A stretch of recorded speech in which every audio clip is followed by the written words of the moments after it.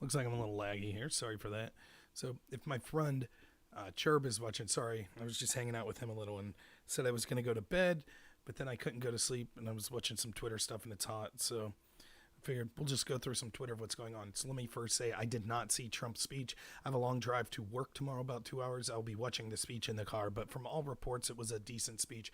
Thank you for being here, Cerberus, Dan. Thank you all. So I'm streaming on YouTube, D Live, and Twitch, and Periscope, if anyone's interested. So you can't see everyone's chat, but I can. In fact, I wish I could find a way. Let me see here. Is there a way to put this chat in the window? That's a good question. I'll try to figure that out. Some people do that, so maybe we could see the entire chat in the window. Next time I could do that, perhaps. Hey, Arcadia, thanks for being here. So, yeah, from all I heard, that Trump's speech was good. I know all of the RNC that I've seen was absolutely superior to the DNC. And I say that for two reasons. One, of course, their messaging and what they say. But even just objectively, if you take the messaging out of it, just the production value, the amount of, the type of people that they had speak. I mean, the Republican convention was the convention of, it seemed like, normal people, average people, people that have served this country. And the Democrat Party convention was celebrities, wealthy elites. That's exactly who the parties are. That's a fantastic representation. It has been a long day, 6079. So thanks for being here. So anyways, we'll see what happens. We'll have a talk here, but let's just go to Twitter. Let's see what's going on. So I started bookmarking stuff. Let's have at her. Oops, wrong image.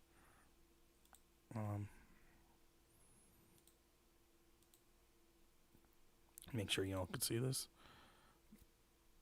Now, I want you to think of a time that you could remember Democrats attending a Democratic speaker and this happening from mobs of Republicans that were doing this to Democrats. Show me one example. Oh, wait, you probably can't hear it. Sorry.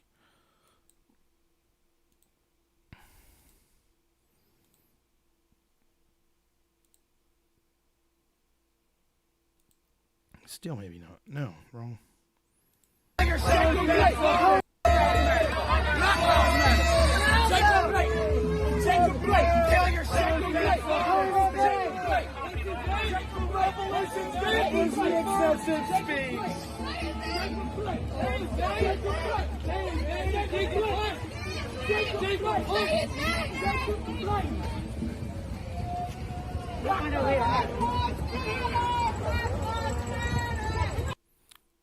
You ever see that? Can you imagine what that would have been like? A bunch of people go to see Obama, a bunch of right-wing Tea Parties outside of it, harassing people like this. Can you imagine that? Every time we hear about the violence that occurs between Trump people clashing with anti-Trump people, every single time it's at a Trump rally. You never see roving gangs of maniacs showing up outside Democrat conventions or anything like that. Did you see this at the DNC? Did you see that occurring? No, you didn't. But we have to pretend that it's all peaceful and they're noble, great-spirited people and it's the right that are all terrible, horrible people. This is the quality of people we're talking about. Trump gives a speech about law and order, and Biden voters decide to have their own convention where they behave lawlessly. Not just there heckling people and doing things like that, but we'll see more examples. How about this one?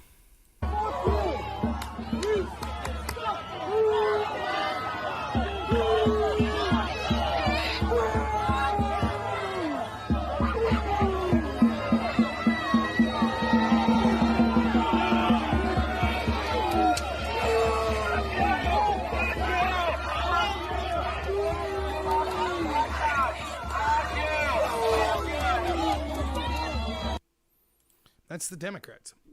That's who they are. That's the Democratic Party right there. That's them. Hatred, vitriol, getting in old people's faces, screaming at them, giving them the middle finger. They think that they're the March on Selma. They think that they're the civil rights movement. They're not. They're brown shirts. That's who they are. That's what we see going on. It's a few more examples I saw. Let's check it out.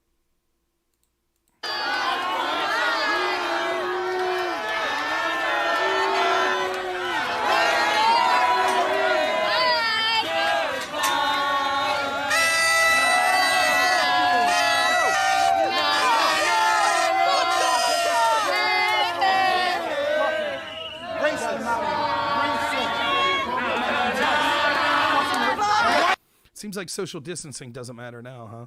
There they are attacking police, trying to fight their way out of where they're being gated off from the White House. There they are again.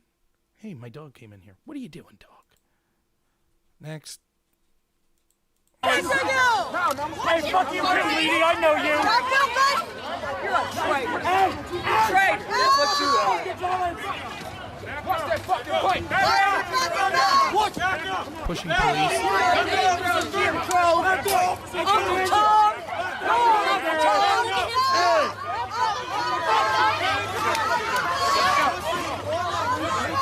Y'all need to fucking back up. Move back. So there we see the racist Democrats calling someone Uncle Tom just because they're a black police officer. That is the Democrats. That's Black Lives Matter. This is an accurate depiction of them. Those are Joe Biden voters right there. That's what's going on right now. You saw the RNC. That's the Democrats right there. Joe Biden ignored all of this. The Democrats ignored all of this. They've done so for months. This is their voters. They like the violence and intimidation. Don Lemon admitted the only time that they're worried about the rioting, the violence, the intimidation, the only time it worries them is when their polling shows that it's not helping them. As long as it's directed towards Trump and they think it'll help them win elections, they don't care if these people beat you. They don't care if you're not safe. If you disagree with them politically, you deserve to die. You deserve to be beaten. You deserve to be harassed. You deserve to have your buildings burned down. That's what the Democrats truly believe.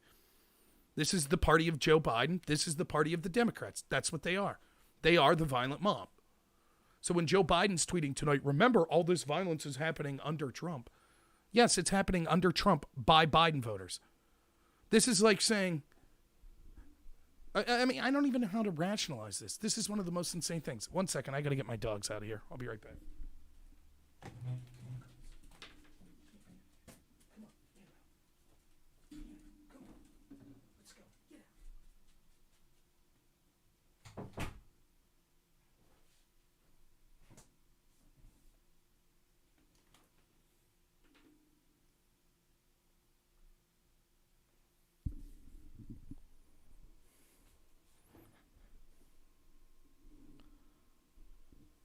Brown shirts, or yes, the communists that the brown shirts were fighting. That's what these are. They're the Hitler Youth. They're the anti-fascista that terrorized Germany, that led to Hitler coming into power. That's who they are. Again, show me one video of something like this after the DNC convention. Show me one. Is this in Kenosha? No, this isn't Kenosha. That's DC. That's them accosting people leaving the RNC speech. Old people that are leaving, that's them. That's them being racist towards a black police officer in D.C. right now. Next. This is San Diego. We'll take care of it. No, you're not in that. You want got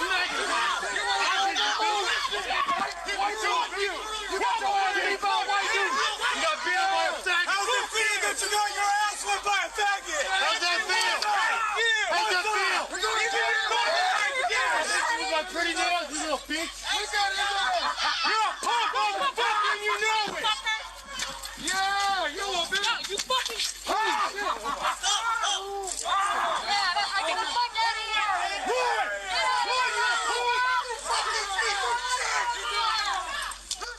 Black Lives Matter. Mostly peaceful, right? Most of those were peaceful people, right? Right? That's how it works. Mostly peaceful, right? Remember all those Tea Party people? Remember all the Trump supporters going into Democrat neighborhoods and attacking people there? You remember that? Oh, wait, that never happened. That's just the Democrats. That's Black Lives Matter. This is about justice for George Floyd. Justice for Jacob Blake. Can't you see? They need to slap people around like that. Hey, Democrats, you live in a residential neighborhood. Maybe you don't like Donald Trump. You're a traditional Democrat. You're a union member. This is what's coming for you. This is what's going to happen. They're going to burn you all down. They're going to attack you mercilessly. They're going to come into your community. They'll come after your sons and daughters. They don't care. Your mothers and fathers, you, your wife. They don't care. This is the party of Joe Biden. This is the Democrats. That's who they are. They don't care. You might say, but I don't live in these communities. It doesn't matter. They'll come to you. They will eventually. And you'll have to bow down to them. And if you decide, geez, where are the police? Why aren't they helping me? Maybe I'll defend myself. You'll get the Rittenhouse treatment. You'll get the McCloskey treatment. You will be charged by the institutions, the systemically racist institutions that are totally Democrat. They'll charge you. You're not allowed to defend yourself. You're not allowed to have police defend you. As that woman on MSNBC said, the council person from Seattle, it's white privilege to worry about someone breaking into your house and attacking you. That's white privilege. So in order to shirk your privilege, you need to allow the mob to beat you. That's what you have to do. And you're racist if you don't want the mob to allow you to be allowed to beat you. This is the Democrats. That's their party. Yeah, it's coast to coast. It always is. Every night, baby. Until the Democrats get power again. And Joe Biden's tweeting, remember, this violence happened under Donald Trump. Nice of Joe Biden to admit it's violence finally, huh? Now that the internal polling says, people don't like riots. People don't like being threatened in their homes. Now all of a sudden, the polling shows, yeah, I guess we have to speak on this. All of a sudden, right? They didn't say anything about it at the convention because they didn't care. They didn't care at all. Now they're going to act like, it's Donald Trump's fault. It's Trump's fault that all of my supporters are out there beating up a bunch of people. It's Trump's fault. Next to come from them, let's hear the Democrats talk about it's those women's fault that wear short dresses why they get sexually assaulted all the time. It's their fault. Good work, Democrats.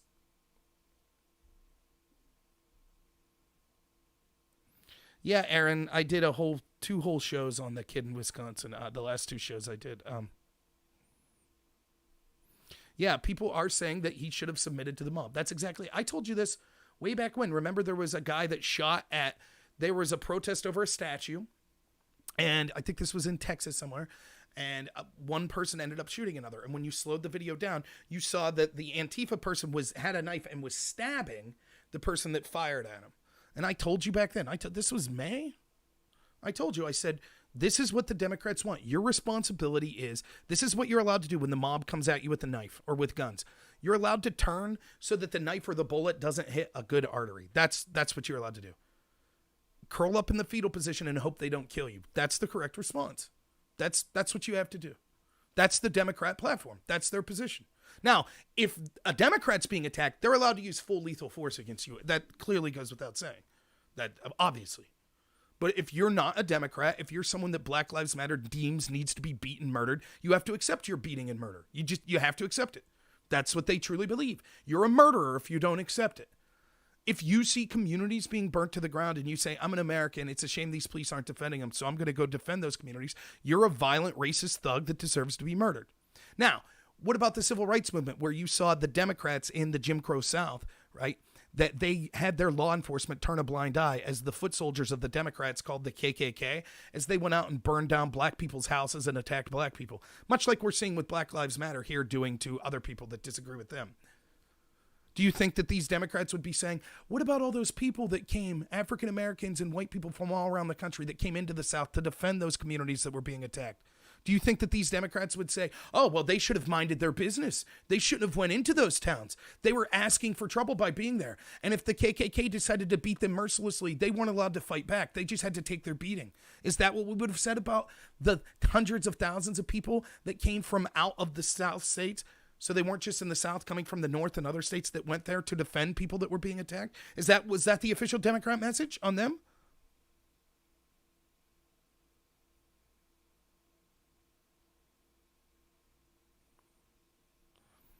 Let's go next.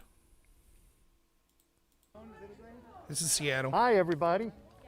We're outside Mike Solin's house. Yeah. President of the Seattle Police Officers Guild.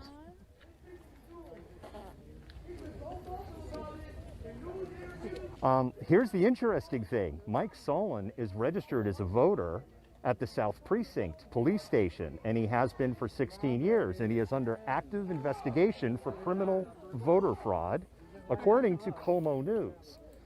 Now, granted, that's not the worst example of stuff that we've seen, but it just shows they'll come into residential areas. They don't care. They don't care at all. What's the date on these? Tonight. The last hour. Every one of these, look, you can see the time, 40 minutes ago, 23 minutes ago. This is all from the last hour. That's what the date on these is. They were literally just 15 minutes ago when people were leaving the convention. That's what all the first 4 videos were. The people intimidating and using violence against them. This is DC again after the convention. I already showed this video.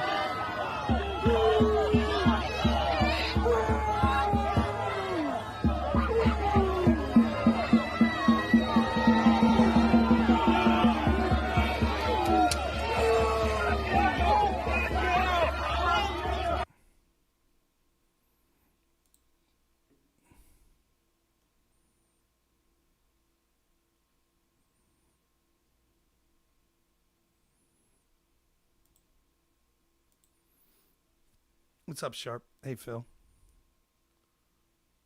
That's it. That's what you see happening tonight. Now, I tried to do a live stream on my friend Drone Tech's channel. I just want to say this to everyone out there, if you're on the left or the right. I'm going to say this as clear as possible. I will never do another live stream with 8-9 people. Done. It's done.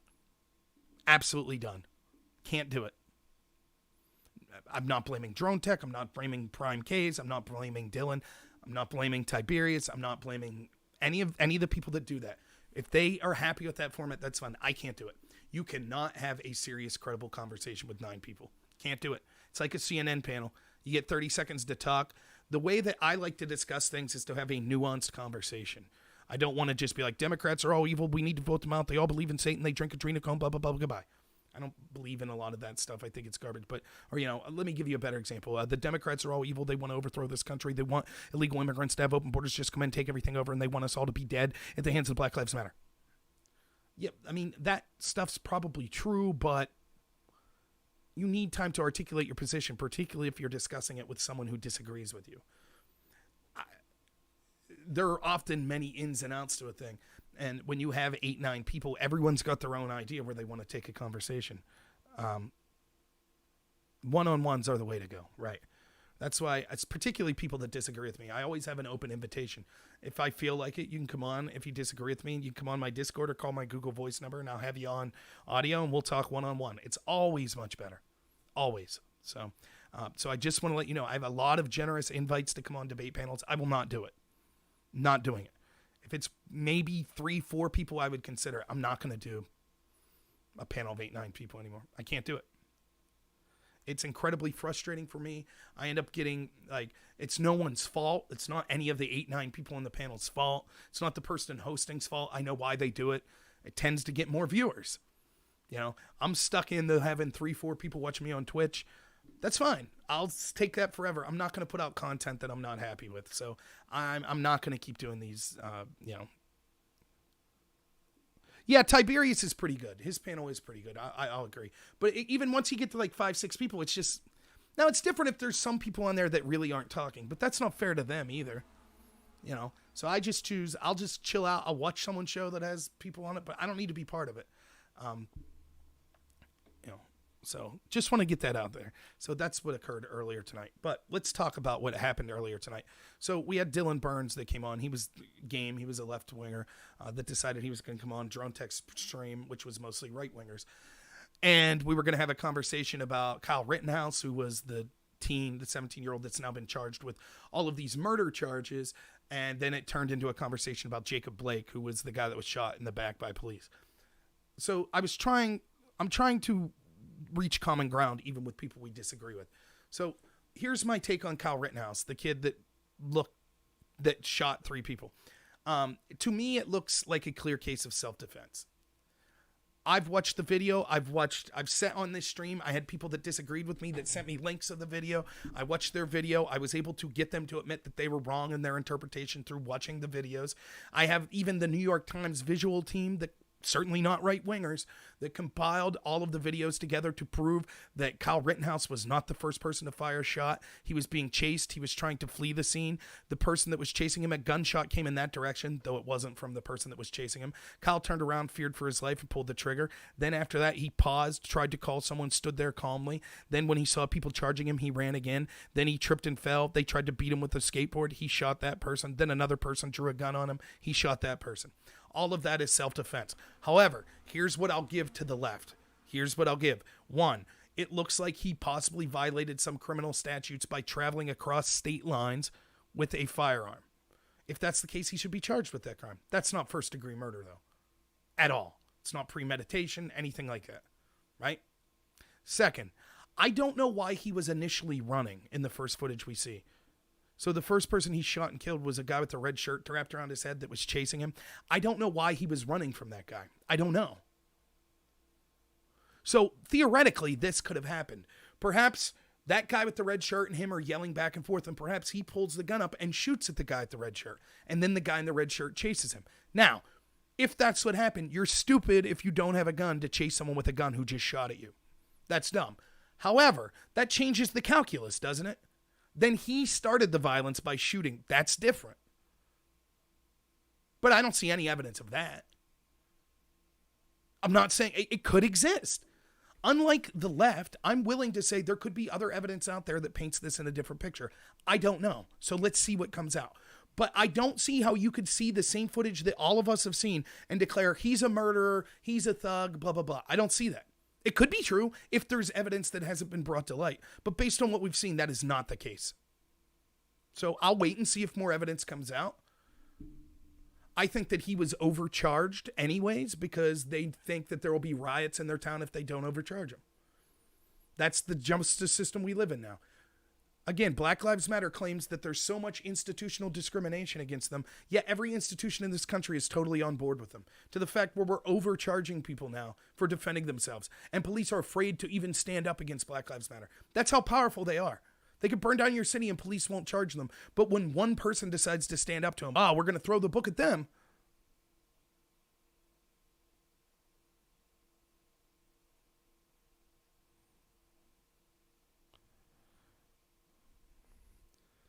Right. Many of the rioters from other states, none of the Democrats ever had a problem with that.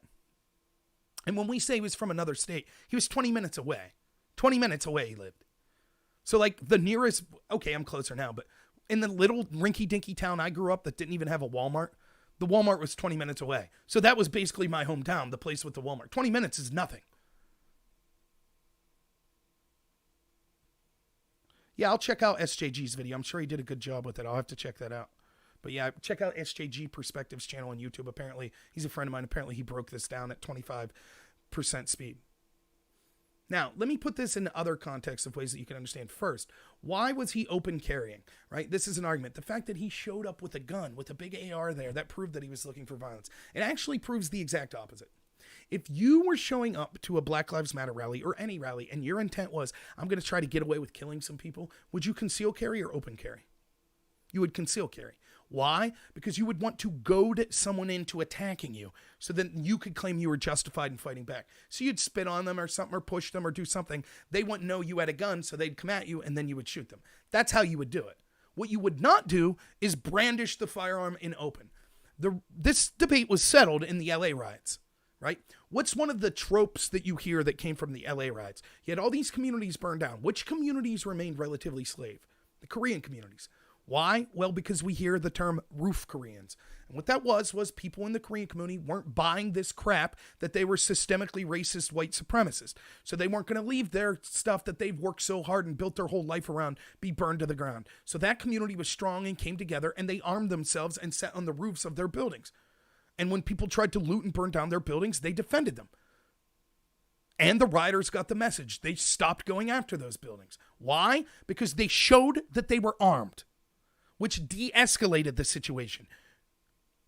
Now, this doesn't work all the time. I'm not recommending that you brandish a weapon every instance of your life.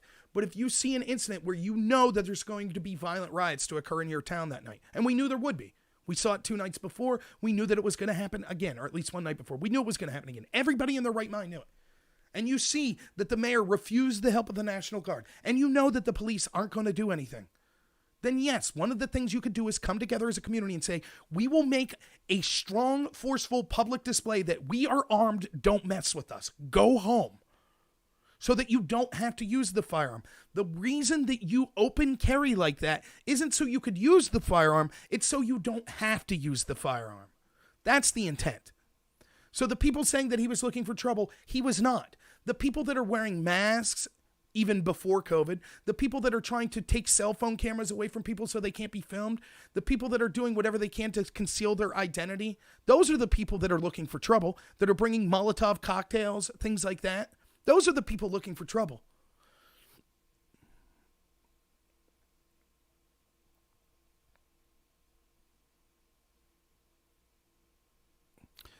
Oh, great. We got someone who disagrees with me. Kevin on Twitch says, protest or reaction of cops shooting people. If you want to stop the protest, stop shooting people. That is not what the protests are a result of. If that was what the protests were a result of, can you explain to me why there wasn't a protest over Daniel Shaver? Why there wasn't, and by the way, protest isn't the right word. These were riots in Kenosha. There was no peaceful protest. It was riots. anyone that was out there peaceful protest, the moment they saw people beating 70-year-old shop owners, burning businesses to the ground, smashing car dealerships, then it's no longer a peaceful protest. It's an unlawful riot, and they should not be attending. Why didn't it happen with Daniel Shaver? Why didn't it happen with Tony Timpa? Why didn't it happen with the guy a couple weeks ago? Oh, because they were white. So, okay. So right out of the gate, it's not just because the police shot someone. There's something more to it. So it's a racial component. Of course, we have no proof that race had to do with any of these shootings. But if that's the case, if it's because the police shot someone, can you explain to me why they rioted and looted in Minneapolis yesterday? In fact, there's footage that shows that the black man that the cops supposedly shot, they didn't shoot at all. He took his own life. And two of the women that stood right there and watched that guy commit suicide later looted and rioted. Now, they knew damn well that the cops didn't shoot him. They watched from 5 feet away the guy kill himself. And yet they still looted and rioted. How is, even if you say they burned down a precinct for George Floyd, even if I grant you that was a result of the cops shooting someone, how does stealing Nikes and televisions, what does that do? How does killing David Dorn do anything? How does beating up shop owners in Rochester do anything? What does that have to do with anything?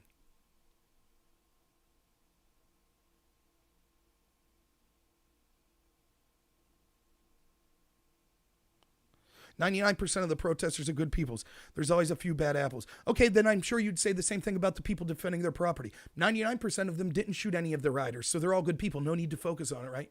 That's garbage. 99% of them are not good people. Maybe nationally 99% are good people, but if you are attending a riot and you see that it is a riot and you're still attending that riot, then you are not a peaceful protester. Thousands upon thousands of people we've seen. When we see places like Kenosha, these aren't peaceful protesters. Should I go back? You want to see just from tonight, just from the past hour, the stuff that I was showing you? No, granted, this wasn't insane violence, but this is Black Lives Matter. This is who they are. That's them. Harassing old people, getting in their face, screaming at them, F you. Mostly good people, right? Mostly just peaceful protesters. Harassing old people that just wanted to hear a political event. Yep, look, mostly peaceful. Here's some mostly peaceful protesters, too. Here they are in San Diego. Look at how they're beating this man, following and swimming and beating. Most of these people are peaceful, right? 99% of these people are peaceful, attacking, right? That's peaceful protest, right? Here they are. Here they are calling a black person Uncle Tom because he's a police officer. Here they are attacking the police outside the White House. Mostly peaceful, right? These are mostly peaceful, right? Let's go. We can keep going. Were the people that attacked Kyle Rittenhouse, were they mostly peaceful as well? Is that mostly peaceful? Is this cop getting hit? Is that mostly peaceful? And notice all the people that stand around and watch. No one's helping that cop. No one's trying to do something to help him, right? Nope, mostly peaceful, though. Those are mostly peaceful people. Here's a fiery but mostly peaceful protest in Kenosha last night. Yep, mostly peaceful. Here's the guy killing himself, and this woman right here was involved in the looting. See, he shoots himself in the head. But that looting was about cops shooting people, right? Oh, no. That was a black person that took their own life. Here they are. Mostly peaceful. These are mostly peaceful people here. You see, Black Lives Matter. It's mostly peaceful. That's peaceful looting that they're doing there. Let's see if we can find more examples. Hopefully this is showing up. Yeah. We'll just scroll down. I bookmark this stuff every day because I know they're mostly peaceful, right? That's what I know. That's just the Rittenhouse thing. There they smashed up City Hall. Mostly peaceful. Here's a business owner in near tears because his life work's been ruined by mostly peaceful protesters, though, so no problem. No problem, right? No problem there. Here's mostly peaceful people burning the American flag, screaming death to America. They're mostly peaceful, though.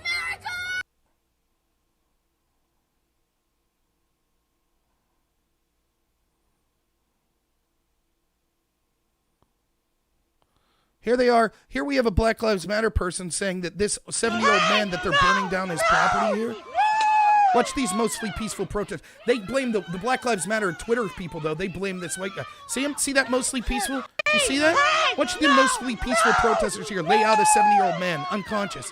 Mostly peaceful. That's mostly peaceful, though. Most of those punches and bricks they were throwing at him were peaceful. 99% of it, Here's a mostly peaceful Black Lives Matter supporter that shot at Trump supporters. Mostly peaceful, though. He was mostly peaceful while he was doing it.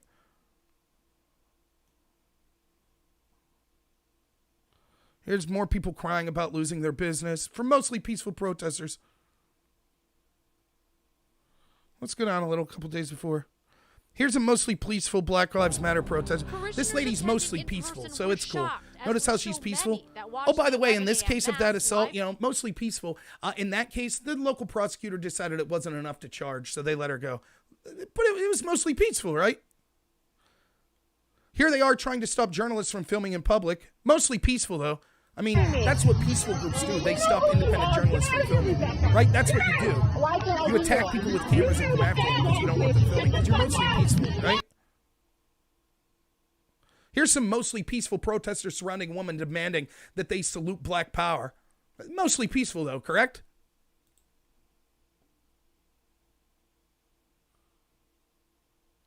Where you at, Kevin? Go ahead, report me for showing a death on screen. That's, of course, what a little pissant like you would do. So go ahead. I don't care. It was mostly peaceful, him shooting himself, so no problem. And I didn't show the death.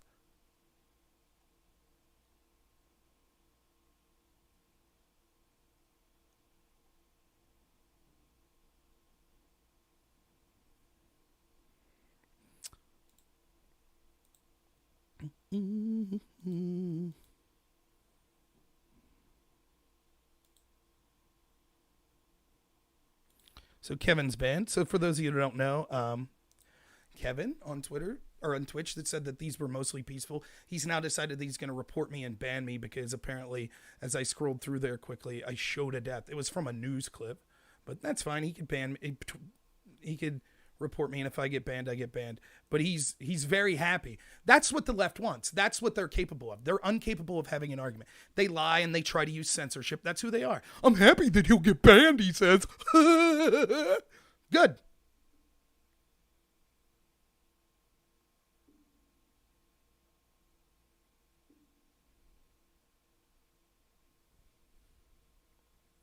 All these are from the 1% of bad apples, he says. Yeah. No. Yep. Why did the guy shoot himself? Because he was wanted as a homicide suspect and the police were trying to arrest him. So he shot himself. Projecting much? No, I'm not projecting at all. I don't seek the censorship of anyone. I welcome people coming out. You can come on right now, Mopar, and disagree with me. I don't care. I'm not a crybaby. I don't look at hundreds upon thousands of cases of violence in the name of Black Lives Matter and say, well, that's just the 1%.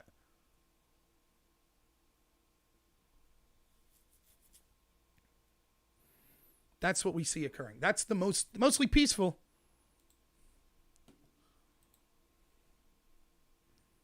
You see?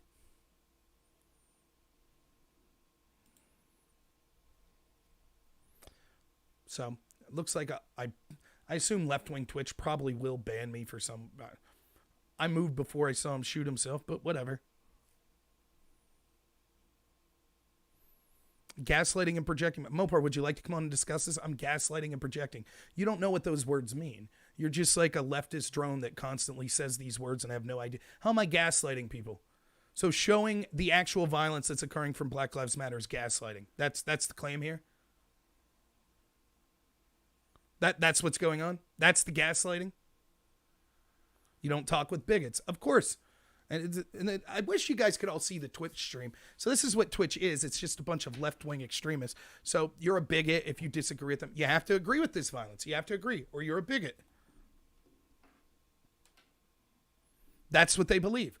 They're more than happy. Mopar is more than happy to see the incredible violence that occurs in the black community. I'm not talking about black perpetrators. I'm talking about black victims. Mopar is very happy that 7,000 blacks a year are killed in homicides. He's very happy for that. And if you try to address that, if you say, my God, all of you black mothers that lost children, what can we do as a society to help this? They say, you're racist. You can't do that. Tell those black mothers to F off. Their children deserve to die, and we can't try to help them. We can't do that. You're racist if you discuss those black murders. That's what people like Mopar believe. That's what they believe. You're a bigot if you disagree. If you show violence and people, white agitators, liberal, wealthy agitators coming in from out of state to harass and burn down black communities, that's you being a racist. You're a bigot if you like that. In Moper's mind, in the mind of the left, here's what makes you a bigot. If you defend and say, why are people burning down inner city black communities? You're a bigot. You have to agree that white people need to come in and burn down inner city black communities. And if not, you're a bigot. You see how that works?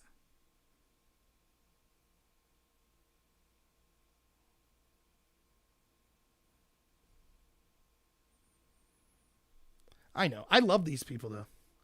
Oh, I'm not a gamer. Well, I guess I play games once in a while, but thanks. My evening's going well.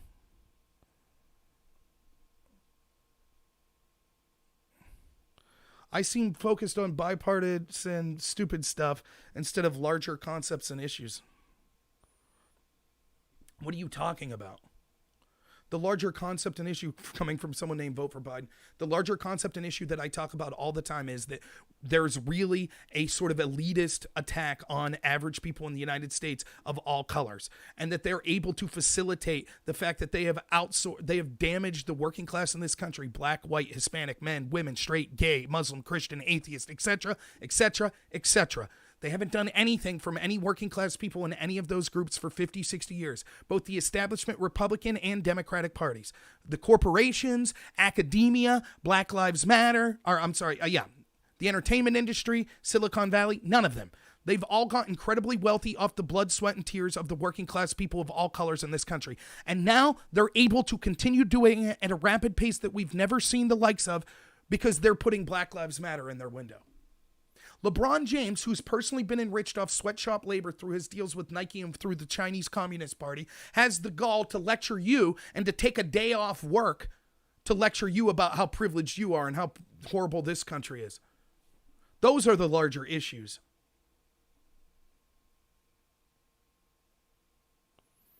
Right-wing extremism is the problem. Nothing you cry about will change that objective fact. Even the FBI agrees. You mean the FBI that engaged in a coup against Donald Trump? The FBI whose crime stats say that if a white supremacist gang in prison commits some sort of violence, that's called right-wing violence. But if black supremacist gangs commit violence, they don't call that left-wing violence? That FBI? Those type of stats? Yeah, sure. Let's not believe our lying eyes. I remember all those right-wing terrorists burning down cities after cities. Remember when a right-wing mob took over 6 city blocks in Seattle and then set up their own police force that executed one young black kid and harmed another? Remember that? You remember when that occurred? Oh, that didn't happen. That was left-wing mobs. Oh, okay. How about this? You remember when right-wing mobs decided that they were going to burn down Portland for 72 days in a row? All right, that was a left-wing mob. What about cities all over the country? All right, that's left-wings. But okay, how about when Democrats go to political conventions? All those right-wing mob people that surround them afterwards? Oh, wait, no. The Democrats just had the DNC and not one right-winger attack people. That's what the left does.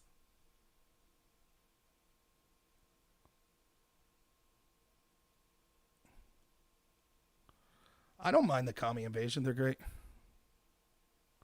Says Trump supporter, nothing you say will be relevant. I agreed, Moper. You just make my point for me. Sometimes I think you left-wing people are so stupid that what you really are right-wing people just trolling as left-wingers because it gives me ammo to point out how dumb you are.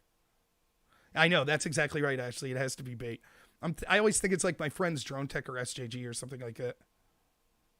Trump is one of the most vile speakers I've ever listened to. I didn't watch the speech tonight. Many of the speeches he's given has been fantastic.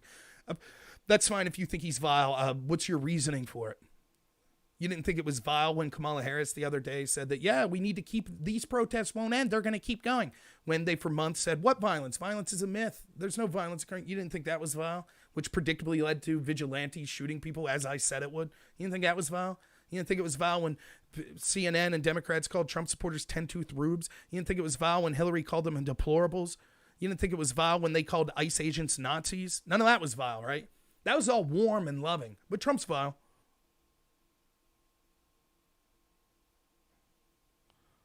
It's not projecting to point out your shortcomings. That's what you do. The left are experts on projecting. The left focus on people racially, first and foremost. They dislike people for their skin color. They treat people only as a skin color. That's racism. Then they claim the other side's racist. The left weaponize the FBI. Then they claim investigating that weaponization is itself a crime.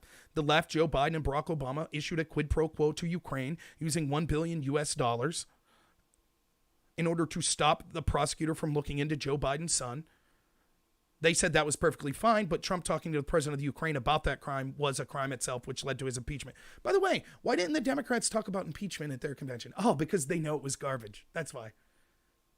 They say the right's violent while they're out beating people up. They say the right's rhetoric's dark while they're out there calling people Nazis, racists, blah, blah, blah. And their people are shooting Republicans like Steve Scalise.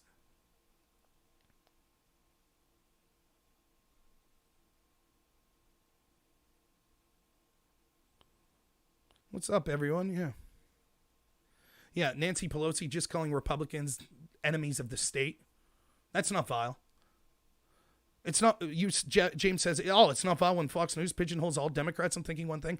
Many people at Fox despise Trump and go after him all the time.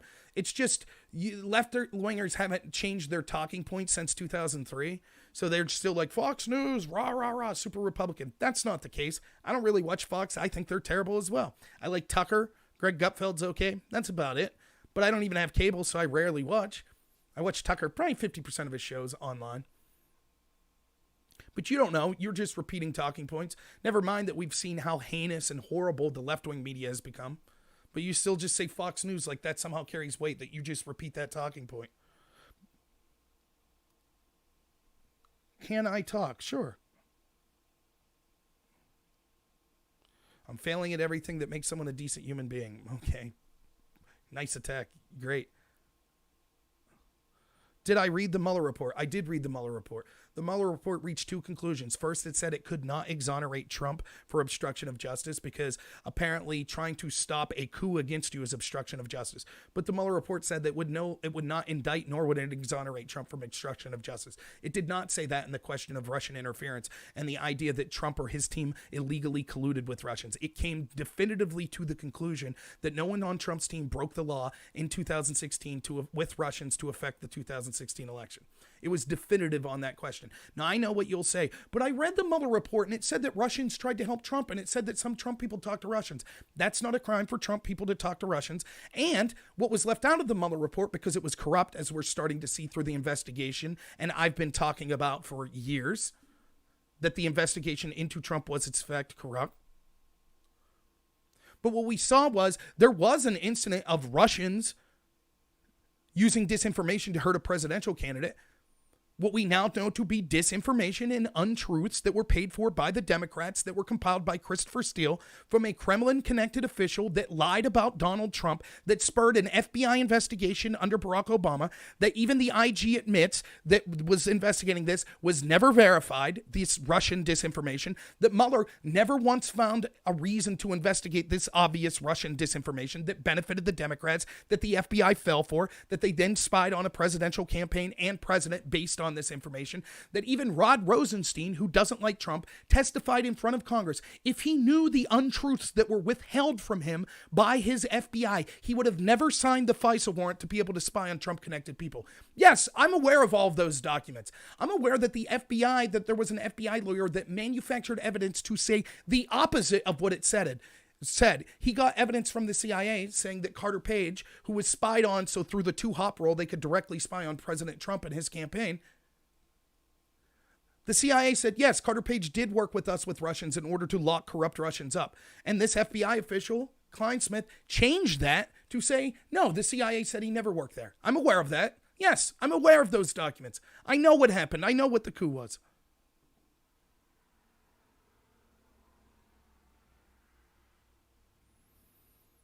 The Senate report, Volume 5, that confirmed everything in the Mueller report. What? The Mueller report said that no one committed a crime? Agreed.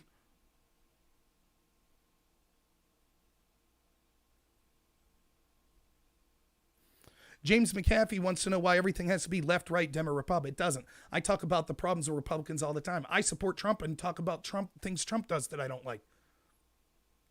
I talk repeatedly about the people in positions of power in the establishment, the Republican and Democratic Party. So your Mitt Romneys, your Rubios, your Bushes, your Jeff Flakes, your John McCains. And then on the left, your Pelosi's, your Feinsteins, your Schumers, your Bidens, your Kamala Harris, your Cory Bookers. They all want the same thing. They each talk to their base and say that they'll work for the American people. Every 4 years, they talk about how great they're going to do, and then they don't do crap, ever. And when someone that's a potential outsider like Trump comes in, they engage in a coup against him, and they attack him in an unprecedented manner. They weaponize every single institution we have to go after him 24/7 ever since, and even before he came into office. So yes, I make the case all the time. Well, I have many friends on the left, many friends that are Democrats, that if you're a progressive, I might disagree with your ideas. But can we at least agree that none of our ideas matter as long as our vote doesn't matter, because unelected bureaucrats are the actual kingmakers in this country? And so if you think Bernie Sanders would actually lead to change, he'll never get a chance to be in office. Why? Because the people that really run the show won't allow him to be in office. So we need to come together to fight that. But when I talk about this stuff, people say, why are you only focused on left and right? What are you talking about? That's not what I'm doing.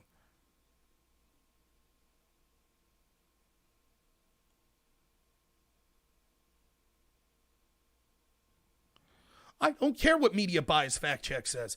I don't care at all. At all. The overwhelming media, 95% of it is completely in the tank for the Democratic Party. I don't care if Fox is 100% in for the Republican Party. They're not. Watch Chris Wallace. Watch Brett Baer. Watch, what was his name that was on there that quit? Shep Smith. I don't care what you say. Watch Juan Williams.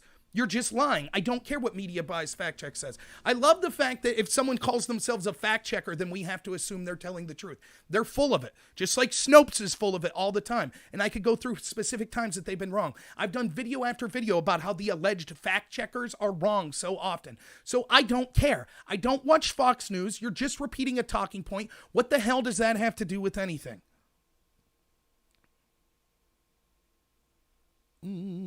I got a lot of viewers. I got to skip down.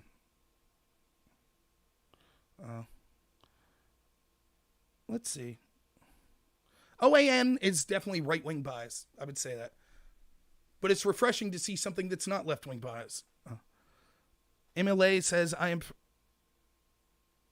am pro Black Lives Matter. Okay. Hi, Mike. I see you too. Recorded. Thank you, I guess. Whatever that means. Would I say that Trump isn't doing a good job bringing moderates to his side? I don't know. It's an interesting question. So one, you have to understand that never before have we seen the weaponization of every institution against a sitting president like we do now. So yes, there's definitely room to criticize Trump, but understand the monumental task that he's facing. Second, when you have a group of people that hate Americans so much that are 24/7 controlling every institution saying Trump's a divider, Trump's a divider. Who came first? The person calling half of Americans deplorables, the person saying that we were clinging to our guns and Bibles, the group that was calling us 10-tooth rubes, the group that said that we were flyover country, the group that said that anyone that didn't agree with them was racist. So what do you expect? Of course, the right was going to have someone to fight back against that. The left for 50 years has been controlling culture and indoctrinating our children in academia and elsewhere to talk about how horrible the United States is, how it's an evil place, how it's racist, how it's so terrible, how white people are responsible for the sins of their forefathers, how they have white fragility, how they need to reject their whiteness, how there's toxic masculinity. All of this crap. It's gone on for years and years and years. And then when one person from the other side starts to push back, everyone cries, well, he's a great divider. He's dividing us. Yeah, I guess maybe he could be more conciliatory, but maybe he's not the president we deserve. He's the president we need, because there had to be pushback. No one spoke up. No one. When conservatives are being beaten, when you have people that are conservatives aren't allowed to speak on campuses, when campuses became 95% extreme left wing, no one spoke up. So yes, there was going to be pushback. He should try to bring moderates. I agree there is more he could do, though. But again, how much of it is him not doing something versus the media just attacks him on everything? Like, do you believe Trump, like Anderson Cooper said the other day, told you to drink bleach? Do you believe that Trump said that Nazis were good people? These are all lies. Do you believe that he said all Mexicans are rapists? Those are lies. So, I mean, what would he be doing to bring moderates to his side? I think there are things that he could do better, but ultimately, I think most of it is that you see, if you're a moderate, how could you support the Democratic Party that wants to come into your community and beat you and burn down your house and say that you're not allowed to defend yourself and the police aren't allowed to respond to the call? Sorry, there's so many... Black Lives Matter is for the dismantling of the Western structures of the nuclear family. That is true. That's straight from their website. That's one of the worst things that you could do for any community, especially the inner city black community, where a lack of fathers is one of the large reasons that we see so many problems in that community. Central Park 5, he's a blatant racist. That's nonsense. That doesn't prove that he was a racist because he thought those people were guilty. Any more than you would be a racist if you think that Kyle Rittenhouse is guilty of murder. Does that prove you're a racist against white people? Just shouting racism means nothing. Like, people could believe stuff. If I think O.J. Simpson's guilty of murder, but he got exonerated, does that prove that I'm a racist? I still think he's guilty of murder. And it's convenient how the actual racism we see from the left is always forgoed. When Joe Biden says, oh, there is no diversity in the black community, unlike the Hispanic community, or when he says, you're not really black if you don't vote for me, that's not considered racism. Yes, Black Lives Matter is a radical Marxist offshoot, and they are domestic terrorists. Not everyone that's in Black Lives Matter or supports Black Lives Matter is that. Many good people support Black Lives Matter because they think it just means Black Lives Matter. They don't understand that the way that it's being weaponized and used by the people controlling it is as a Marxist movement that's designed to destroy the United States, destroy capitalism, bring it back to a Jim Crow era of segregation, except this time they want to be in charge. That's what it's designed for. And it's being supported by people that don't really believe in that agenda in all of these institutions, but they see the utility in burning down the country because they think it'll help them consolidate power, because they could blame Trump and Republicans. But now when their internal polling shows, oh wait, it's not so good for us, now they'll start to change their tune. Joe Biden's admitting there's violence tonight. Didn't hear much of that at the convention, did you? He had his chance to speak, didn't say anything about the riots, did he? One of the... I don't know if you can call them founders, Evil Smile, but yes, one of the leaders of Black Lives Matter admitted that they're trained Marxists, and it's easy to see.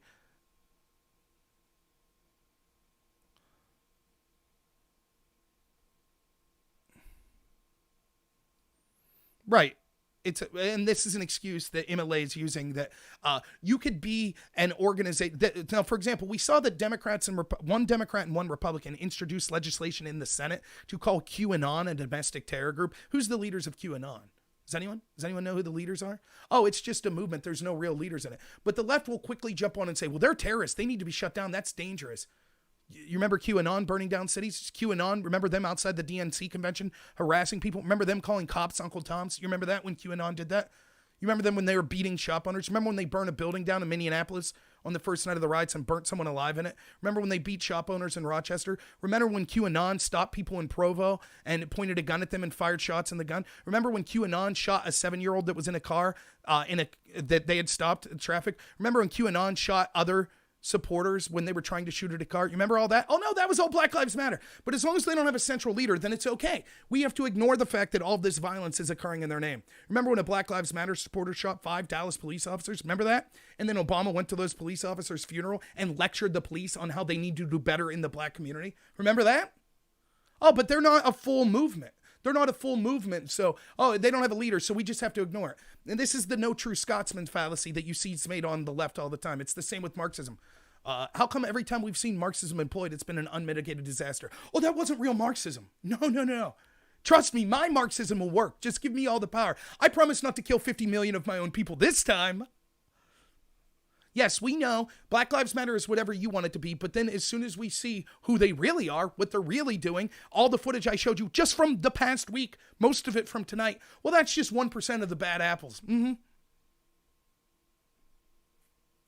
No, there's not a central leader of Black Lives Matter. They are financed by people, but I don't know that you would call them the leader. It is a movement. The reason there's not a central leader is because it is so ingrained in academia and critical race theory that has dominated academia for the past 30 years, that so many people have come out of there. You don't need a central leader. It's even worse than just having a central leader that's bad.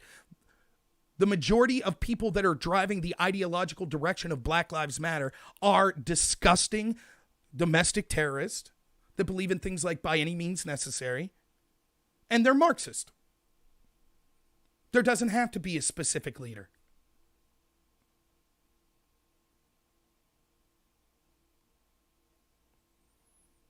Yeah, I'm having fun with the Twitch twits. Thanks, Wild Saffron. The USA has no moral high ground, so you get off that high horse. You don't have the right to tell me any high horse that I'm on or not.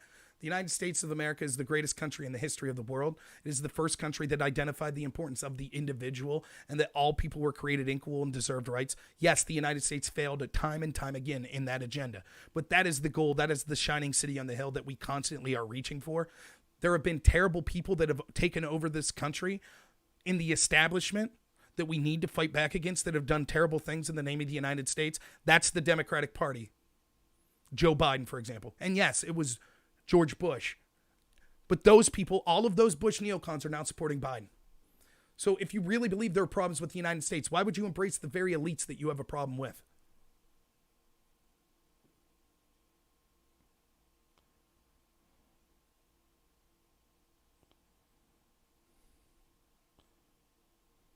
I didn't say there's a central leader and there's not. I didn't have my cake and eat it too. I admitted to you. I said there are ideological leaders, but there's not a central leader. Those aren't hypocritical or contradictory statements at all. Don't they have the right to what? To protest? Of course they have the right to peacefully protest. No one cares about that. Again, why are people so worked up? Let me ask my friends on the left here. Why are people so worked up about this Rittenhouse character shooting 3 people? Why? I don't get it. Why are you upset? Why is that something that upsets you?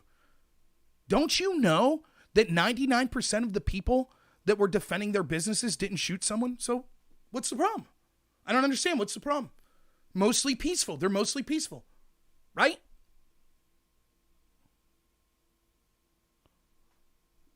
You're not my friend, guy. That's great that you could repeat South Park. Very good. And maybe I have left-wing people watching that are my friends. So don't think everything's about you, Mopar. You haven't said anything interesting once yet. I secretly suspect you probably are my friend SJG that's pretending to be a leftist, because surely even a leftist couldn't be this moronic. But you have to be a right-winger trolling to act like a leftist just to lob T-balls or softballs up at me that I can knock out the park, because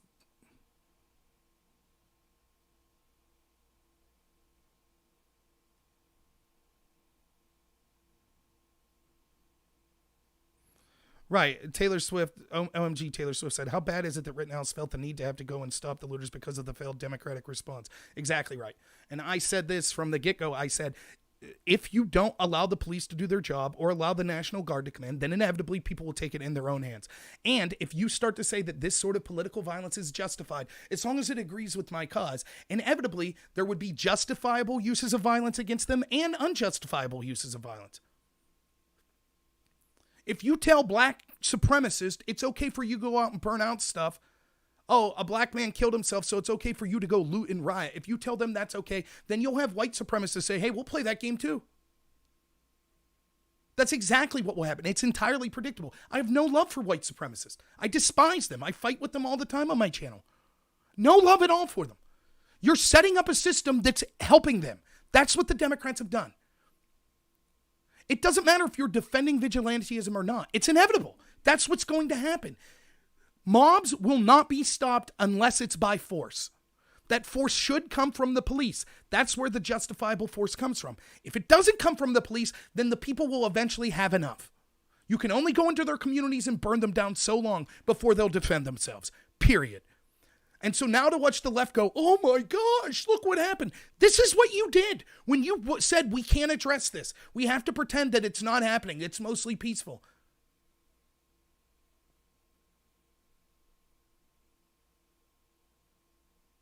Let's see, am I missing anything?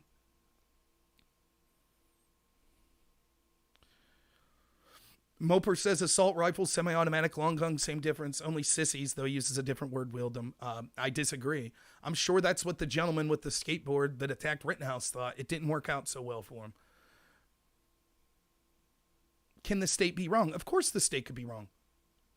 Brett Weinstein, for example, who's a left-winger, I saw him say this on his Dark Horse podcast. He said, the best decision humans have made since not defecating where they eat was giving the monopoly on force to the state. That's absolutely true. However, we also have to rein in the state and make sure it doesn't get out of control. Certainly there are times when police could behave badly. For example, the FBI, we know for a fact, engaged in a coup against Donald Trump. That is law enforcement getting out of control, and something needs to be done about that. But we don't want vigilantes to say, well, then we're going to burn down Washington because of the misbehavior of law enforcement. Yes, there are times when law enforcement specific cops behave badly and they get away with it. Yes, we should rightly call that out. But spreading the lie that it's proof of systemic racism is garbage. Rioting and looting and burning things down and burning down inner city black neighborhoods that had nothing to do with those police and burning down people's businesses that had nothing to do with those police doesn't help solve anything at all. Yes, the state can make unjust laws. For example, I'm against the war on drugs. I think it's a disaster. Civil forfeiture asset laws are ridiculous. But we need to work to change those laws. Burning down and attacking people isn't going to do that.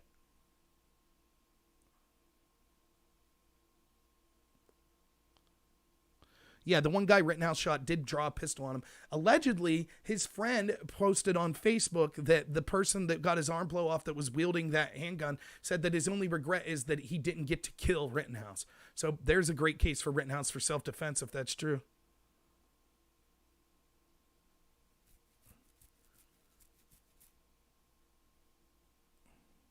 Yeah, Moper's just a troll. There's no need to respond to him anymore. The founding fathers were a bunch of sissies, he says. It's just nonsense. That's what many people there are smart people on the left that I enjoy talking to that are arguing good faith. Moper isn't one of them. He's just someone that decides he's going to get his kicks trolling on Twitch, and he goes to bed with a giggle thinking he's being funny. I don't even mind trolls. Just say something funny. Instead, he just acts stupid. But, that's what passes as comedy in our left-wing dominated culture now. I'll just call everyone the P word. It's good stuff. Rittenhouse was associated with the Boogaloo Boys, a known white supremacist group. Show me proof of that. I've heard this claim. I haven't seen any proof of it. It could be true. Rittenhouse could be a terrible guy. That doesn't mean he wasn't justified to use force. How is this any different than me saying, well, George Floyd did a bunch of terrible crap, so therefore it was okay that the cops killed him? Now, the left, right, by the way, I've pushed back against that. I think that the past of George Floyd is a reason that we shouldn't deify him as a saint. But I've said repeatedly, what George Floyd allegedly did in the past has zero bearing on whether or not Derek Chauvin was justified to put pressure on his neck like that for so long. He wasn't. And I understand. I push back on people on the right against this too. I understand that the toxicology report probably shows, and we can see from the full footage, that Floyd was having a heart attack and was ODing on drugs before the officer put his knee on his neck. That doesn't justify what Chauvin did. It might not be first degree or second degree murder, but it was still an abuse of power, in my opinion. But yet now I have to watch the very same people on the left that said, well, person's past shouldn't dictate whether or not what he did was justified in that moment. Yet supposedly that's exactly what we're going to do with Rittenhouse.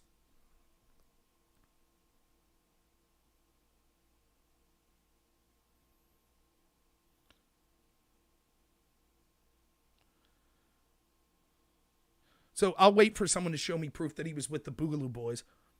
I saw the actual footage of him right before the incident, like that day where he was cleaning up graffiti, saying he was there to offer medical help to protesters that needed it. Didn't sound like something a Boogaloo Boy would say. I don't even know what the Boogaloo Boys are other than the image that's been painted of them as this alleged racist movement. I've heard the same thing said of the Proud Boys, and I know that a lot of that's not true. There are bad people in the Proud Boys. There were people of all ethnicities in the Proud Boys. They were nationalist, which I also consider myself a nationalist. Anytime that the Proud Boys went out and started fights, I totally condemn that. But the idea that we demonize them, and you can see that it's just one-sided, they're engaged in mutual combat with Antifa. So the same media that defends Antifa says, oh, but the Proud Boys are bad. They're white supremacists. I can't be up that late. If you want to come on now, I probably got a half hour. So if you want to debate, you can come on then, or you can come on now, Gurga. Otherwise, we'll probably... Okay, you're playing League. Well, it's nice to talk to you. You can come on some other time. I can't stay on much more than a half hour.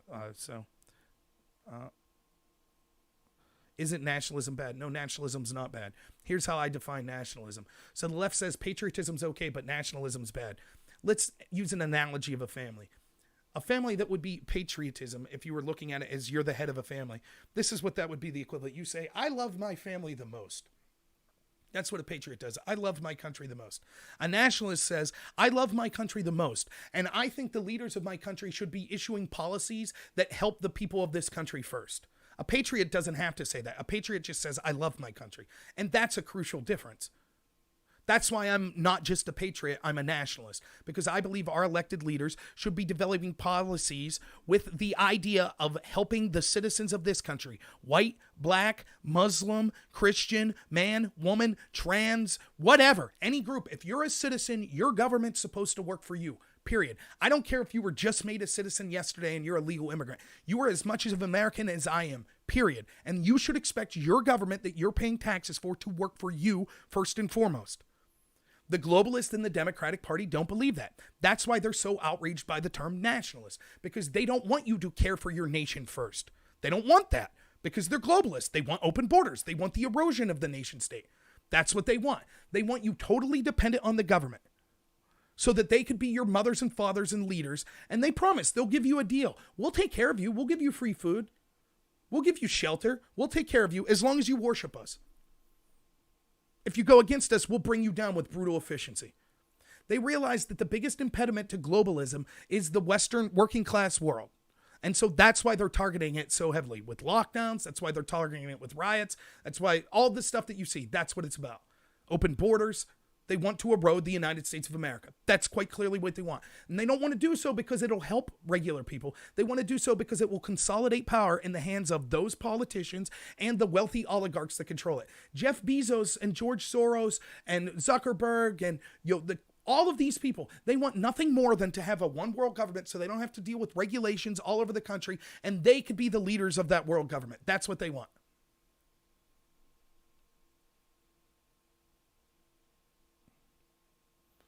We'll see you, Modus, if you're heading out.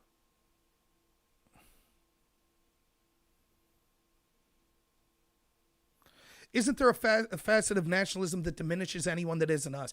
Of course, but there's a fascism of socialism and communism that does the same thing, right? So, yes, we should denounce people that said what a nationalist. I would expect every country in the world to have the best interests of their country first and foremost. But there's also a separate philosophy that goes with that, which is do no harm. So you don't get to exploit other countries. That's why I'm against these disastrous foreign regime change wars. We shouldn't be exploiting other countries. Let's take their resources. Imperialism's bad, and it does happen in the United States, and it's horrible. That's why we should reject Joe Biden and the neocons and neolibs that push that. And no, Donald Trump isn't perfect. I criticized him heavily and lost tons of followers for things like bombing Syria, for supporting the Saudis in their war in Yemen. But he's certainly better than the alternative. The neocon neolibs that the only time I've seen Fox News and MSNBC and the New York Times agree that Trump was doing a good job was when he was dropping bombs on Syria. That should tell you everything you need to know about the establishment that so many of you on the left support. I was with you in 2004, 2005 when you were protesting the Iraq war, but then all of a sudden your Nobel Peace Prize winner, Barack Obama, started increasing those wars like never before. And where did my friends on the left go? Where were they? All of a sudden they were pro-war. Now so much to the point that 20 years after they made an entire movement of protesting these wars in Afghanistan and Iraq, they're protesting Trump wanting to pull out. And I'm the one that's changed, please. Go ahead, low-key Asian, explain the difference between patriotism and nationalism to me. Yes, left-wing fascism. And I also love on Twitch, you can post these little memes of like someone laughing and that somehow you think that makes your point. Yes, I understand people, just like racism, people try to define racism as it can only be a white person that's racist because they need institutional power. That's not true. The left does this all the time. They try to define words to say that we can't be bad guys on the left. When we do something, it's totally cool. But when the right does the same thing, then it's some negative word connotated with it. Even if you define fascism of it, well, technically you have to be a right-wing government to be fascist. Then it's fascist-like behavior. So, for example, Antifa are fascist. I don't care if they're on the left. They are using all of the bad things about fascism to obtain political power. That's what they're doing. I went through it the other day. You want to go through Umberto Eco's 14 stages of fascism again? That's the go-to for the left. Let's see, bring it up again.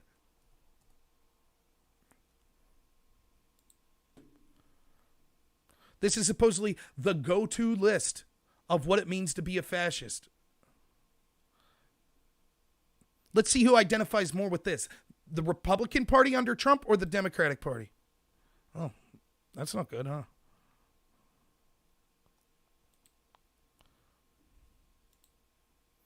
Now, admittedly, almost all forms of governments have some of this, but who has the vast bulk of these? Trump or the people against him? Number one, the cult of tradition. One has to only look at the symbolism of every fascist movement to find major traditionalist thinkers. I'll admit that there are a lot of people on the right that seek to talk about tradition, but you see this specifically coming from the left and things like 1619 Project, where they're trying to attack history and talk about the importance of traditions of the civil rights movement and things like that. Does that make them fascist when they're talking about the tradition of that?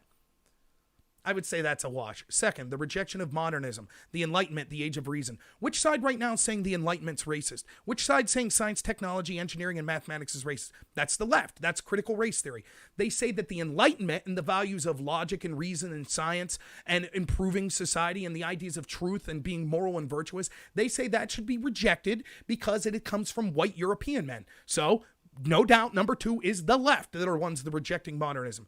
Three, the call of action for action's sake. Can you explain why all these people are rioting? Why did they riot in Minneapolis yesterday? Because a black person killed himself? They're just rioting for rioting's sake. That's exactly what we see on the left, not on the right. Four, disagreement is treason. That's exactly what we see on the left. We just saw Nancy Pelosi say that the Republicans are domestic enemies of the state. We see them saying, if you disagree with Black Lives Matter, you're a terrible person, you're evil, you're a racist, and things like that. You are against this country if you vote for Donald Trump. That's exactly what we see on the left. Five, fear of difference. Which side has a fear of different ideas and opinions? Well, that's the left. They won't even leave conservative speakers speak on campus. They say that anyone that disagrees with them needs to be shut down with force. They have people saying that we need to make sure that conservatives can't assemble in public. We see over and over, just like the video I showed you today, that you never see Republicans outside DNC events or Democratic events trying to stop people from going in or harassing people leaving, but you see it all the time with the Republicans and the Democrats doing it to them. So who has more of a fear there? Six, appeal to social frustration. What side right now has been rioting for how many days because of a social frustration? Oh yeah, that's the left again. Seven, obsession with the plot. The followers must feel besieged. Patriarchy, anyone? Systemic racism, anyone? Yeah, obsession with the plot, that everything's the result of that. That's the left again. 9, the enemy is both strong and weak. Can you think of a better example than how the left views Donald Trump? He's the dumbest, most crass and apt, stupid person in the world. Yet he's so smart that he had back channels for years, even when he was on The Apprentice, to steal the election from Hillary Clinton. 9, pacifism is tracking with the enemy. This is exactly what you've heard from the left lately. Silence is violence. You need to get out there and do something. You can't just be a pacifist and not engaged in the fight. That's exactly what we see coming from Black Lives Matter. 10, contempt for the weak. That's exactly, did you see tonight how they were going after old people? Do you see how they ridicule flyover country? Do you see how they ridicule the fact that men are committing suicide, that poor white people are committing suicide at record clips? Do you see how they mess with rural America that's incredibly poor? They have a total contempt for these people that don't have any voice. 11, everybody is educated to become a hero. That's exactly what academia is. They admit critical race theory and all these Black Lives Matter people are training people to be activists. They think that they're waging some huge civil rights war and they're heroes fighting tyranny. That's exactly what the left is. You don't see this as much on the right. 12, machismo and weaponry. I'll admit that this is something I associate more with the right, that you usually hear the right talking about guns and things like that more, but you also see it from the left as well, though I'll admit you see that more on the right. Totally will. 13, selective populism. Now, you could argue that this occurs on the right, but it certainly occurs on the left. They only care about populism when it affects their particular groups. So they don't care, for example, when a white person's killed by police. You don't see riots, protests, etc. for that. But anytime it occurs to a black person, now they have selective outrage and they're selectively concerned about those communities. So much so that when you're dealing with someone on the left, oftentimes you have to say, it's a shame that they're burning down businesses of people of color. Because you know many people on the left don't care if they're just burning down businesses of evil white men. And lastly, your fascism speaks newspeak. All the Nazi and fascist school books made use of an impoverished vocabulary and elementary syntax in order to limit instruments for complex and critical reasoning. That's exactly what we see from academia in places like feminism and critical race theory that say all of the problems of the world is because racism or is because of sexism. It is an oversimplification that doesn't allow for any nuance. Yes, fascism on the left. That's exactly what I'm talking about. Now, I know that that's my going through the definitive list on the number one person that we look to for the list of what a fascist. That's less impressive than your little smiley face meme. I get that. But in reality, you're not doing so good.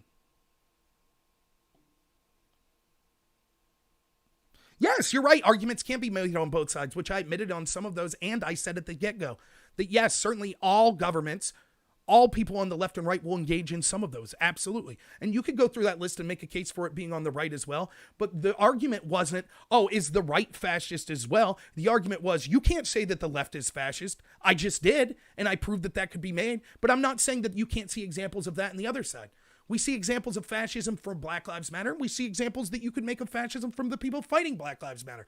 The problem is then, if Black Lives Matter is behaving in a more fascist way, then how is it that the left gets to make an attack that talks about how everyone on the right is fascist? It doesn't make sense. If everyone's fascist, then no one's fascist. We can see the majority of those tools are employed more on the left than on the right. And even if you disagree with that, the idea that you can't be a left-wing fascist is absurd. No, you are misrepresenting this, I say in all caps. Yeah, that means nothing.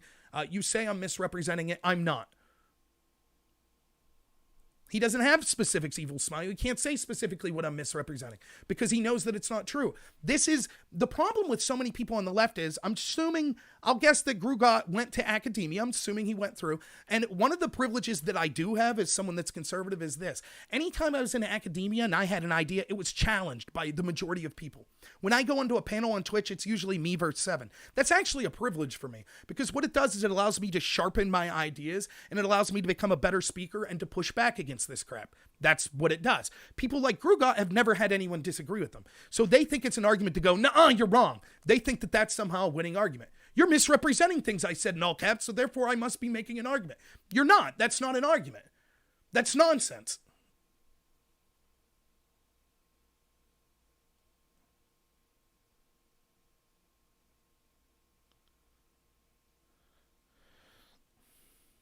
Okay, you want to come on Discord? Fine, we'll go. I got like 16 minutes probably.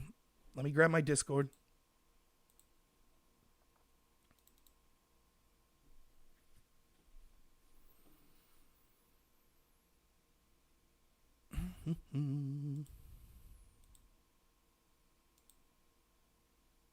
What's going on here?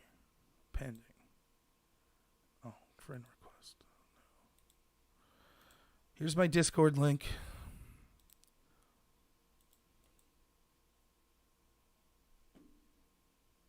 He did go through academia. A PhD student. Who would have guessed, huh? Nailed that one, didn't I?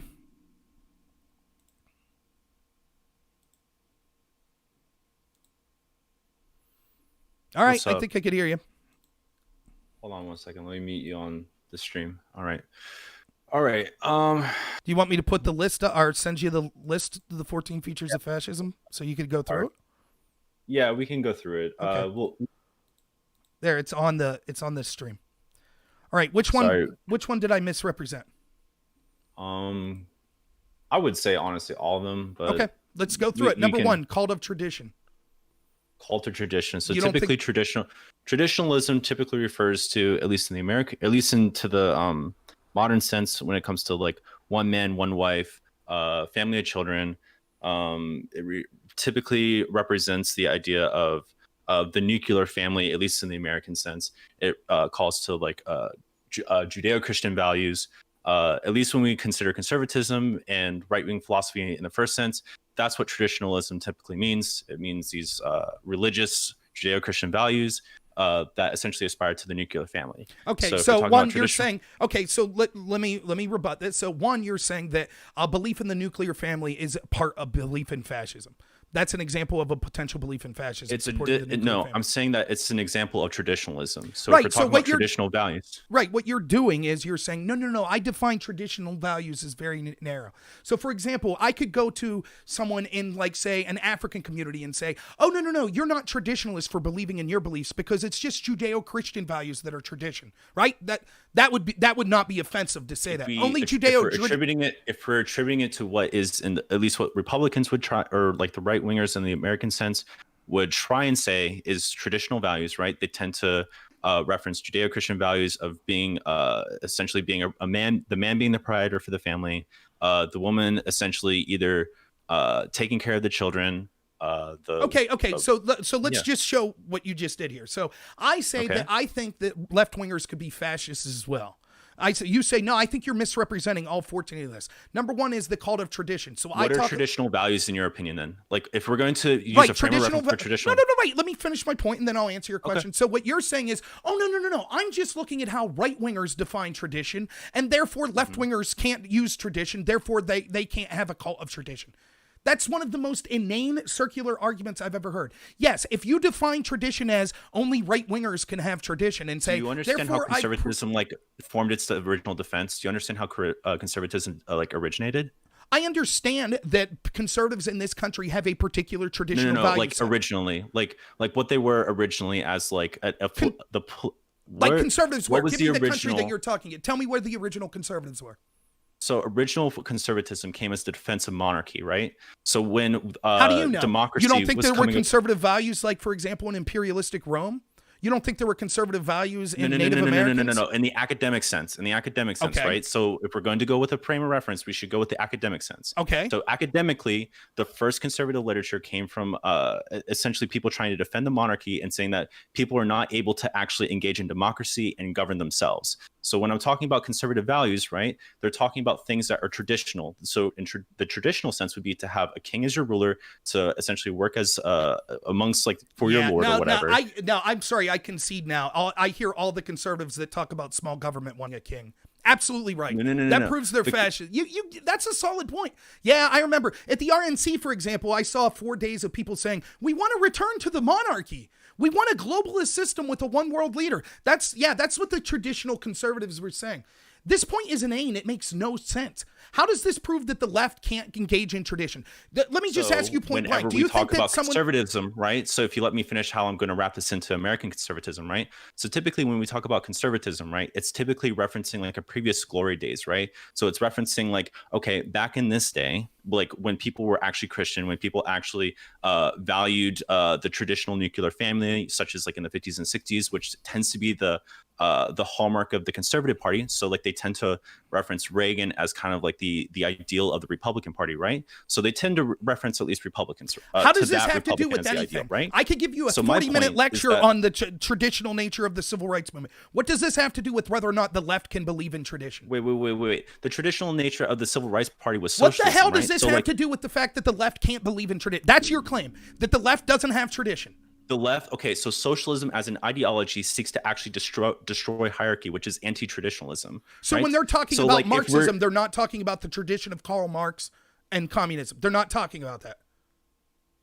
What are you trying to say with this? I'm saying, aren't there people that harken back to the tradition of Karl Marx, the Bolsheviks, the civil rights movement? That's what the original civil rights movement did. Sure. Okay, yeah. How isn't that looking at traditionalism? If you're using the word tradition as in like the tradition of what your forefathers did, like yes. I guess, but like if we're talking about like the Republicans and what they tend to do, right? They tend to refer traditionalism as something that as a political ideology. That's not what anyone was talking about. When I specifically said left wingers can be fascist as well, and I said how they could have a cult of traditionalism, you saying yes, but if we look at how right wingers define, I totally agree. Right wingers can be traditionalists, which you could argue is one of the steps that could lead to fascism. Yep, no one denies that. Okay, what does that have to do with whether or not the left wing could be traditionalist? Now you're going to say, but if we look at how the right defines it. Hold on. So if we actually look at what traditionalist means, it means to advocate the maintaining of tradition, especially so as to resist change, right? So the civil rights movement was trying to actually enact change on society, right? So if we're acting the tradition of our civil rights forefathers, right, we're trying to enact change. We're not trying to maintain the status quo. But that doesn't matter. So if we're talking about like traditionalists, right? Okay, do you think the Nazis were fascist? Do you think the Nazis were fascist? Were the Nazis fascist? Yes. Okay, do you think they were trying to enact change? They were trying to essentially hallmark to a period without Jews. Were they trying to enact change? Were they trying to enact change? Yes. Okay, you're trying to say, so then you could use traditional values to change things, but you could still harken back to traditionalism to lead to changes. In fact, isn't that basically what all governments are doing? What? No. All governments trying to make changes? I mean... Almost all governments say, but whoever's in power, the other side's always going to say, no, we want to change things. They harken back to tradition. This is point one. Point one. Oh, no, the left can't believe in tradition. You're equating progressives and you're equating progressives and conservatives, right? So whenever like a left-wing person, right, is trying to enact a policy, they're trying to add something that never previously existed, at least in our society, at least in the current society.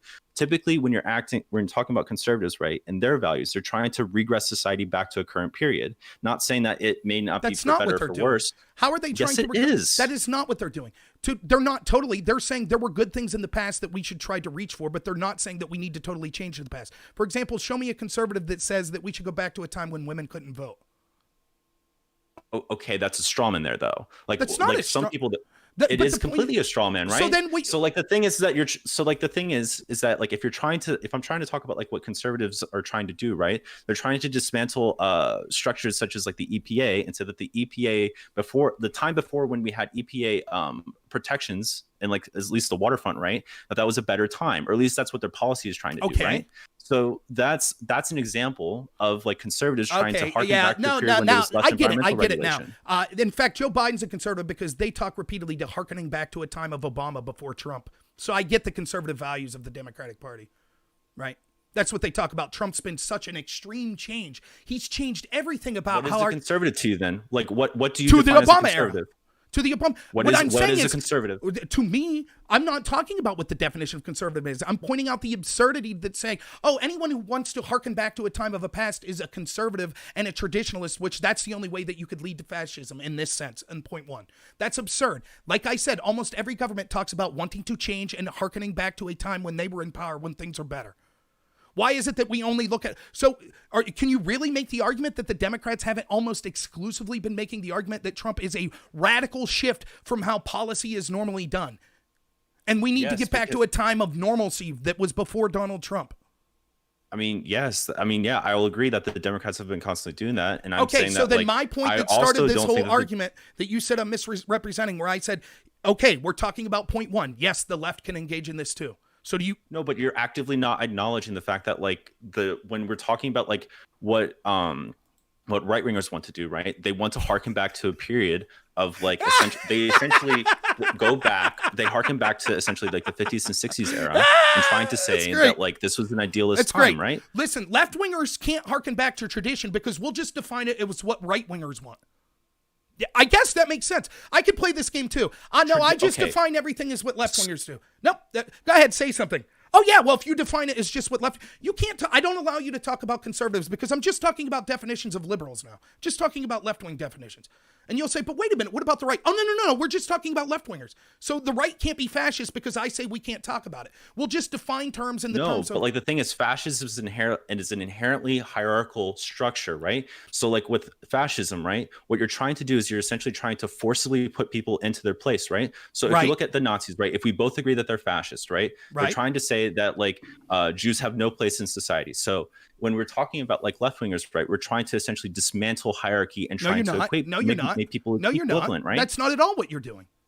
They're trying to enforce a hierarchy. How is it that, explain to me how the corporations that are all donating to Black Lives Matter, how are they trying to dismantle a hierarchy? How is it that voting for Joe Biden, who's been one of the most established elite people in the country and been in office? I'm not a liberal. I don't care. Like, okay, I understand that Joe Biden. That's the point. The point is that the left can also engage in fascism. That's what the argument is. Remember? Yeah, they can. Yeah, the Democrats, sure. Yeah, the Democrats, sure, because they're inherently a right-wing ideology because they still believe in the institution of capitalism. But if you talk about people that don't believe in capitalism, right, they can't be fascist because the actual left, the people that believe in like socialism and communism, they don't believe in hierarchy to begin with. They're trying to dismantle was Stalin hierarchies. Murdering anyone that was under him that he thought was a threat to his power? Say that again, please. Why was Stalin murdering anyone under him that he thought was a threat to his power? Because he was an authoritarian. Okay. He was an authoritarian. Okay. That couldn't be an act of fascism? Was he left-wing? Was he a Marxist? He was left-wing. He was an authoritative left-wing figure. So wait a minute. An authoritarian left-wing figure that wanted to maintain his hierarchy of his system of control and power. And he wanted his state government to maintain that system of power. Correct? He wanted to maintain his place in government. But the thing is that he tried to dismantle like the social classes within society. So the problem is he just tried to dismantle one and replace it with another. That's what he did. You can still have a government society, right? You can still have a government that represents the will of the people, but you can still dismantle hierarchy within society. Okay, but you could also still indemn yourself to those hierarchies by executing anyone that challenges your position Sure, in the hierarchy. there can still That's exist hierarchy though, but the overall goal of communism is to somewhat destroy it, right? Right, they're So that way you destroying don't one have, like, hierarchy such for another. That's what they're doing. That's for a exactly what flatter we see hierarchy, with all though. the For a race, flatter critical race- hierarchy. For For a flatter hierarchy. For a what hierarchy? The thing is though is that like fascists are looking to build up hierarchy as a concept, right? They're trying to strengthen the hierarchy and rigidify it. They're not trying to dismantle it at all. Wait. Says who? You don't think that so for example, Donald Trump wasn't trying to dismantle the hierarchy of the people in positions of power of our institutions? He was trying to essentially give bailouts to like trying to loosen social structures so that people that were capital owners could invest into these areas and essentially rigidify their position in the hierarchy. Right. So the problem is you're identifying hierarchies as singular. There is a hierarchy. The truth is there are millions of hierarchies that are occurring simultaneously. And so if you say, well, this group sought to dismantle some hierarchies, and I'm like, yeah, but in other hierarchies they sought to enforce. You're like, yeah, but as long as they were trying to dismantle some hierarchies, that's cool. And then I'm like, okay, well, the right does that as well. There's some hierarchies they don't like. There's others that they favor. And you're like, well, yeah, but somehow it's different. Do you acknowledge that there's multiple hierarchies occurring at the same time? Yes, but do you acknowledge that did you acknowledge that the Marxists tried to take down some of those hierarchies while trying to buttress others? They didn't try to buttress others, though. Okay, so Stalin didn't execute people under him. He didn't try to maintain power of the state. That still existed in that still existed in Russia before Stalin, though. Maybe not to the extent, sure. But the thing is that like that execution still happened within Russia. So the thing is that like. So what did he maintain that hierarchy or no? He sought to eliminate the hierarchies that didn't benefit him, and he maintained the hierarchies that did. Yes or no? What? He sought to destroy the hierarchies that he thought impeded their political power, but he sought to maintain the ones that kept him in political power. No, that's not even true. So the thing is that like he still essentially gave essentially the poor people, right? He still essentially guaranteed them property rights. He still guaranteed them food. He essentially dismantled 5 million Ukrainians starved to death. He guaranteed them food. Okay, yes, I understand that after the Holodomor, it was that the Holodomor is an atrocity, right? But the idea is that after essentially he went through his 5-year plans. He still was able to guarantee people housing and food. So when he put people in gulags, was that guaranteeing them housing and food as well? Even in the gulags, people. Yes, good. Please go with this argument. Let's hear, just like a good Bernie supporter, how good gulags are. Re-education camps aren't that bad. Please. No?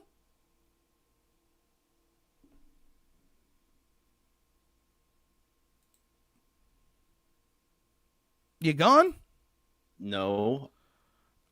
The thing is that like I think that you fundamentally are trying to essentially misclassify what the goals of these political philosophies are trying to do. That's not what I'm doing. The thing is that like. Sorry, I'll leave you. Yeah. No. Well, the thing is that like I think that you're not even trying to identify the fact that typically I think that you're not even willing to acknowledge the fact that Republicans as a political philosophy are trying to essentially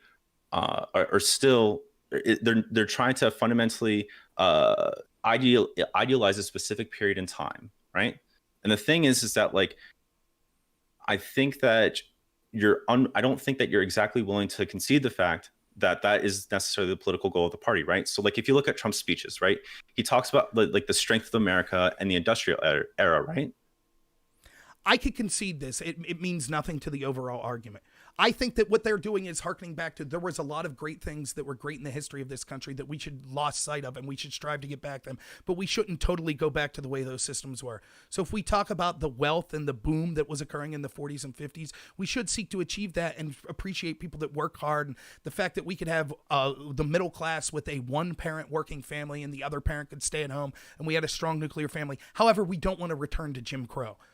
But yeah, they talk Okay. about make America great again. I get it. What in the world does this have to do with the fact that the left wing can't also harken back to a time in the past? We just admitted that's exactly what they're doing. They're trying to, they say that what Trump did was unique. He didn't harken back to a time in the past. He's uniquely bad. He's been different than any point in history. And we need to go back to a time before he radically changed things. That's them using traditionalism as well. No. That's not exactly what's happening though. So like at least with the Trump era, right? So the thing is that like what Trump has done that's particularly unique when it comes to at least like his administrative cabinet is that he's put in people that exactly have investments in essentially the antithesis to whatever the public interest would be. So if we're talking about at least with Betsy DeVos, she has actual investments into private education firms. If we're talking about essentially the person who runs the Department of Energy, he has investments in fossil fuels and okay, and Joe Biden has investments in the CCP. His son got $1.1 billion from China. What does this have to do with anything? The left also seeks to be traditional. But the thing is this is that, like, point you're one. not Let's actually, go to point two. I'm not even trying to argue that point. You're just scalping here, right? You're not even acknowledging the fact that Trump has like made some significantly bad choices. What the hell does that have to do with traditionalism? Okay, is there a fact that Trump could have done bad things? Absolutely. I'm not going to get into the specifics of these arguments because it's completely going away from the central argument. What has Trump done? You asked the question, what has Trump done to actually like dismantle American institutions? And I'm telling you. And the thing is that you're saying, he dismantled what about what Joe institutions, Biden's and now doing? the left seeks to return those institutions.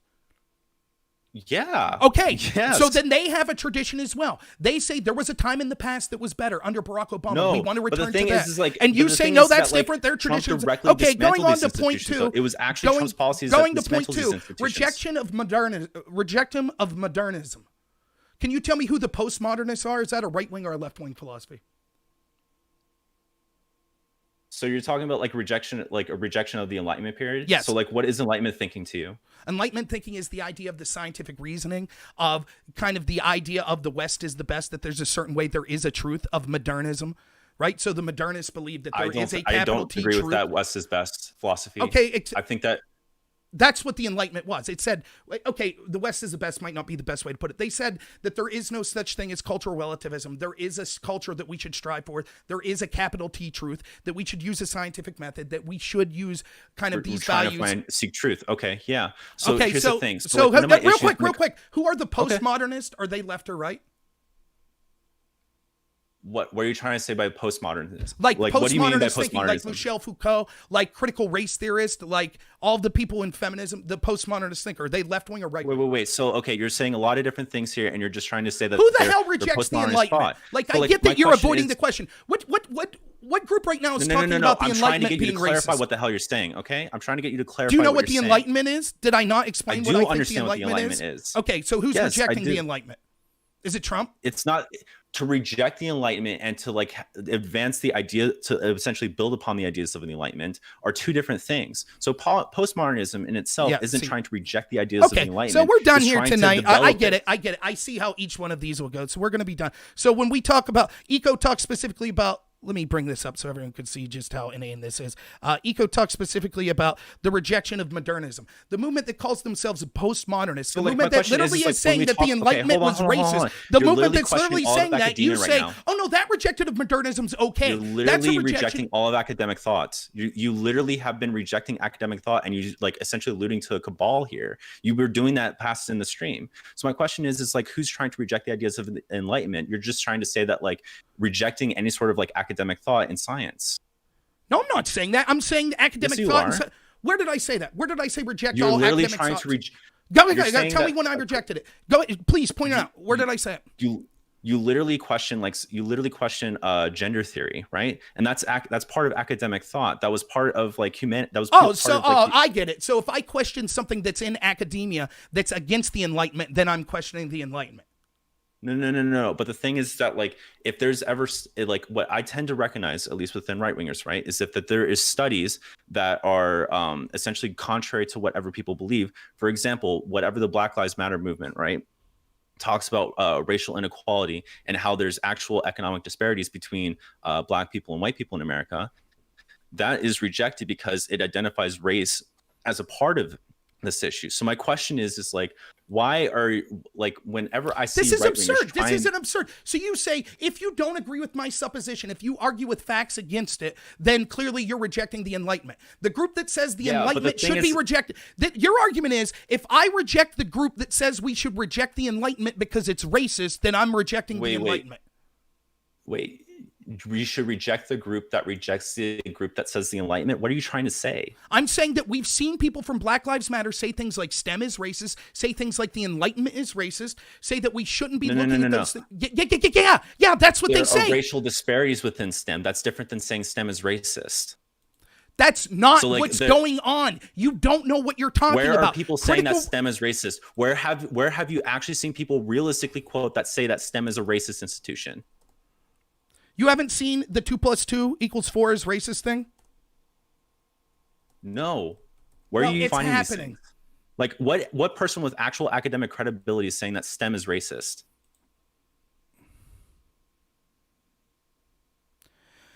California's latest K-12 test score released earlier this month. 40% of school children, according to Seattle educators' math instruction in the United States, is an example of, quote, Western math, which apparently is the appropriation of mathematical knowledge by Western cultures. While everyone agrees that 2 + 2 is 4, sure.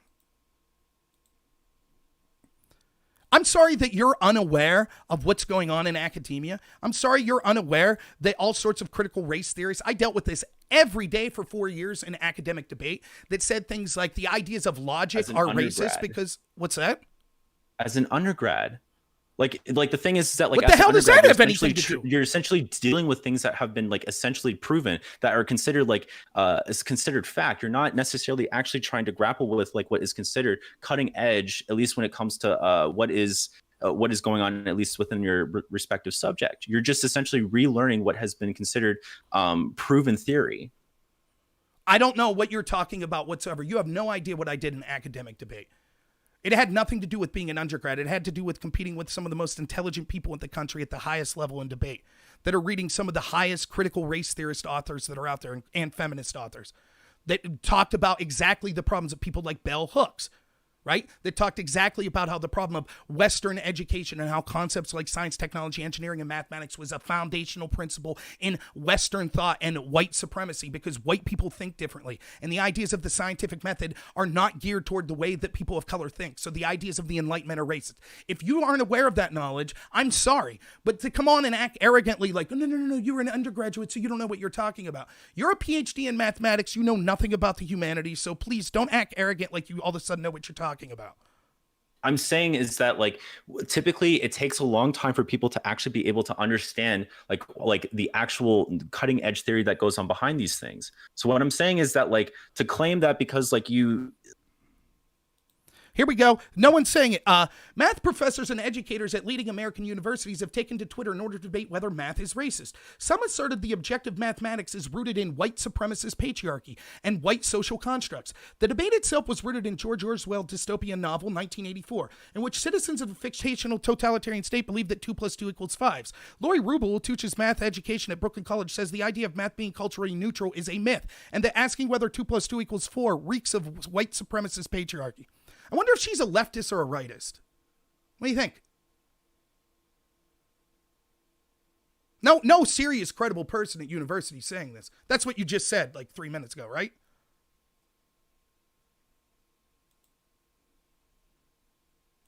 Right? That's what you said, right? I'm just reading this article here.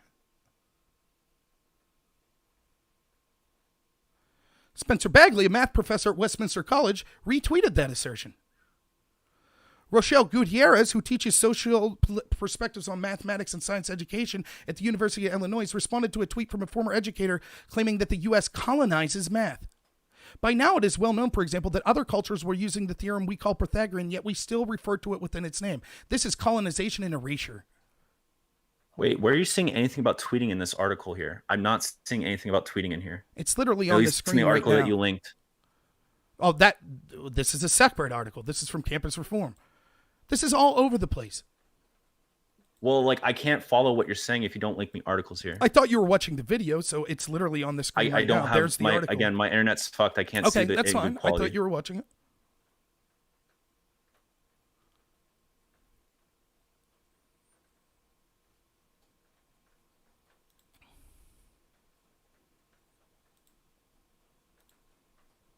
still think no one in academia is saying this? I mean, you're a PhD in math. It's right? rooted in the Western definitions of mathematics. Yeah. Right. So wait, how is this racist? Wait, Laura Rebel, who teaches math education at Evergreen. Culture and youthfulness. Lori Rebel. Who the hell is this person?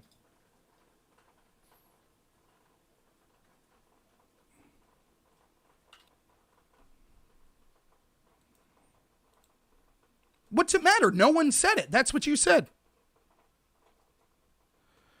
Next article. So one person at a college says a bad take. Is that what it was? So One person? That's what it was? That bad take that's as not well. what that's not what the critical race theorists are saying? You know that for a fact? So wait, you know so that? one person has a bad take and now real everybody quick. has this bad take now? Is Okay, that what you're trying so to now argue? we've gone to no one says that. Now I show you say, oh, it's just one person. So you're not going to look like a fool again when I prove more people So say wait, it, right? hold on. You're not going to look like what a you're fool trying again, to say right? is that no. What you're trying to say is that like I'm trying to say that like pretty much no one of any validity, right? So one minor professor at a university, right? So essentially has a bad take, and now that's the complete academic consensus. I didn't say it was And a they said this consensus. on I Twitter. said It's when not we're even in, talking, like, academic where the hell did I literature. say it was an academic consensus? Where did I say that? I said that No, the but you're- social. you're I said trying that to- critical you're trying race to equate theorists one on the person's left think opinion that to the math is. entire Excuse me. consensus, I right? said that. I did not say same.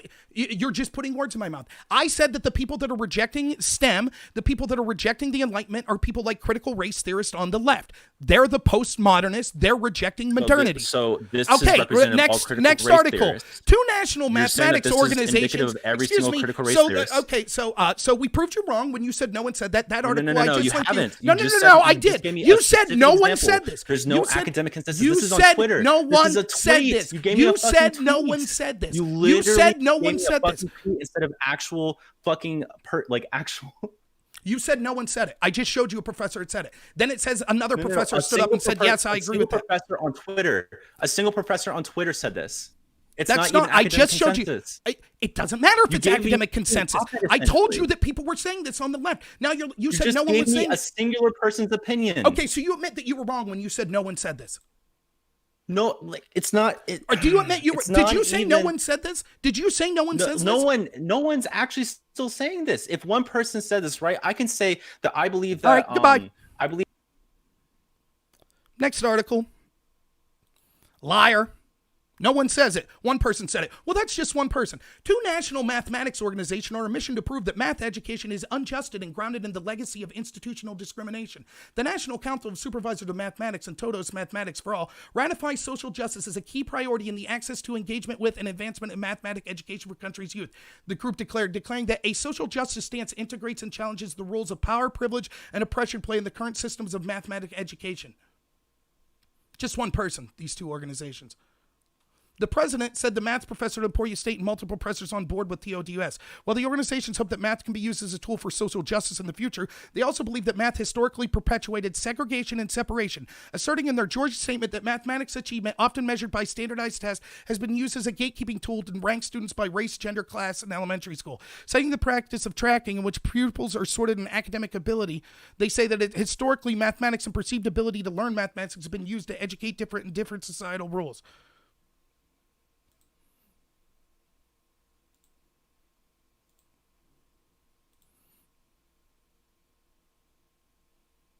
Yeah, I'm sorry. It was hard to read the comments while I'm debating someone. Right. Thousands of scientists went on strike to prove that there was systemic racism in STEM. I know. He knows that too. Of course he knows that. He knows. He's trying to argue that the postmodernists aren't rejecting modernism. That's his argument. Now let's go back again to what Eco said. A rejection of modernism. The rejection of modernism. The Enlightenment, the age of reason, is seen as the beginning of modern depravity. In this sense, your fascism can be defined as irrationalism. Who's rejecting modernity? Who isn't? Not the postmodernists. He says that's not a rejection of modernity. Right. Gulags are great because they provide free housing and food. You can't call in now because I'll be going to bed soon. Call to action for action's sake. So it doesn't matter. You could tell what he was going to do in all of these. So we could talk about them saying silence is violence and you need to act and you need to go out and loot and just stuff like that. He'll say, no. That's how, when we look at just how right-wingers define action, we could see that left-wingers can't do action if we just look at the way the right-wingers define action. Disagreement's treason. No. No one on the left says disagreement's treason. No one says that. They didn't say that Donald Trump was treason. Nancy Pelosi didn't just say that they're the enemies of the state. Fear of difference. No. The left wing doesn't have a fear of difference. They welcome all opinions, and when they're censoring people, it's just fascists that they're censoring. Appeal to social frustration. No. The left doesn't appeal to social frustration. Marxism that talked about the bourgeoisie versus the proletariat, that wasn't appealing to social frustration. That's not the way we're talking about appealing to social frustration. The obsession with the plot. No. Marxism talking about how everything was, the bourgeoisie versus the proletariat. That wasn't a plot. That's not what we're talking about with obsession of plot. The enemy is both strong and weak, and we see how that's what they say about Donald Trump and conservatives. No. The left can't think about strong or weak. Those are right-wing concepts. Pacifism is tracking with the enemy. No. When the left says silence is violence, that's not what they're talking about. We're only talking about pacifism is defined by conservatives. Everyone's educated to become a hero. No. We're not talking about academia admitting in the humanities, for example, that they're training people to be civil rights activists and to go out and change the world. No. We're not talking about that. We're defining heroes, right-wingers to define them. That's the absurdity of what we're talking about. He wasn't Chad. His name was Gruga or something like that.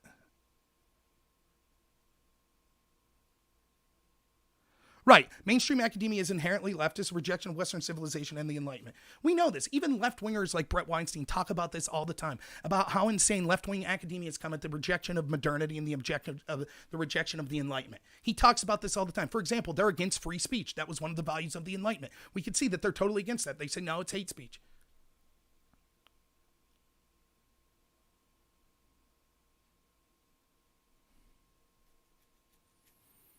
Well, that's just it. Again, remember what the position is. I said from the get-go that if we're going to define fascism, that you can see those sorts of behaviors on the left or the right.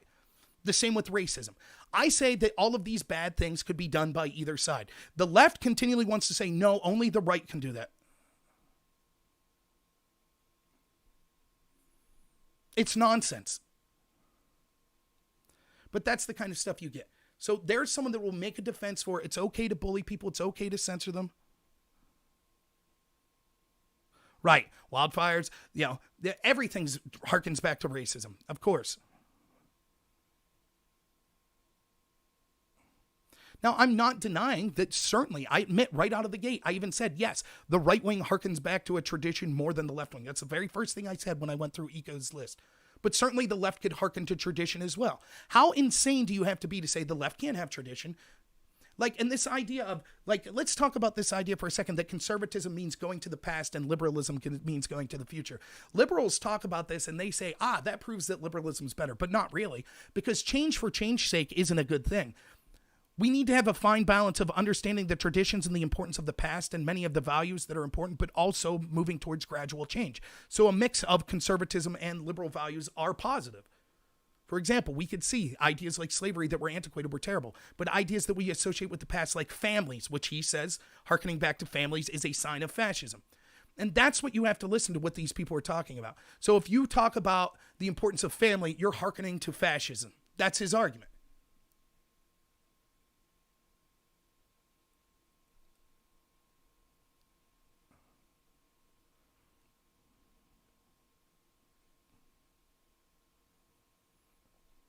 So, again, which side is saying, he just, traditionalists, no, I'm just defining it the way right-wingers define tradition. Okay, that's fine. The way left-wingers define tradition is we can't be traditionalist.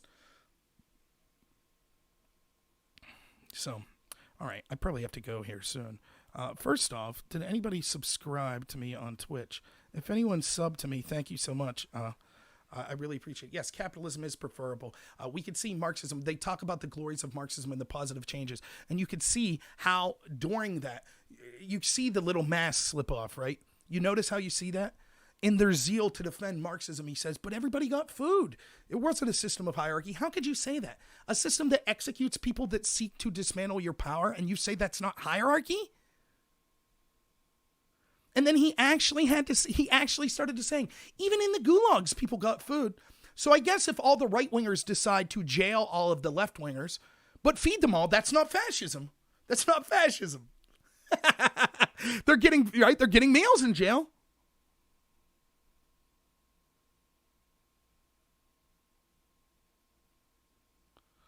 Right, you could be a fascist socialist. I agree.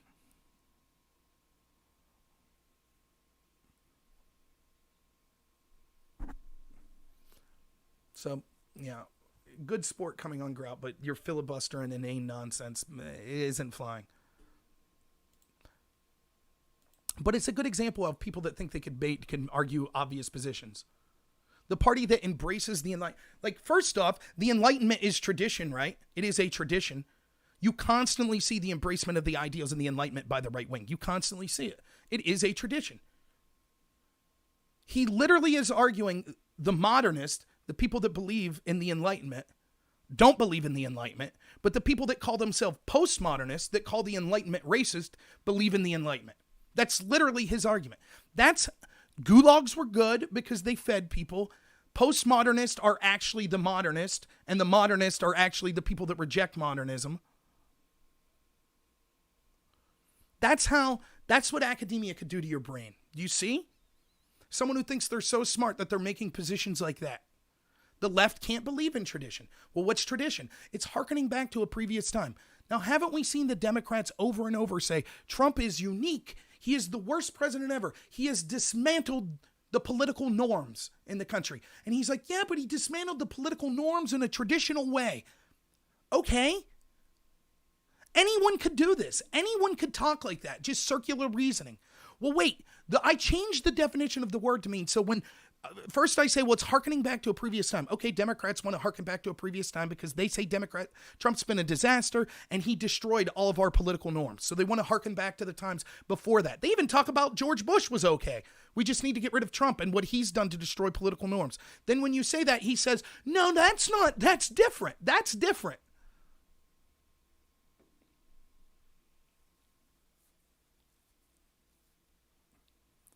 Who are you talking to? I was talking, his name was Grout or something like that. He was just a viewer I don't know that was on the channel.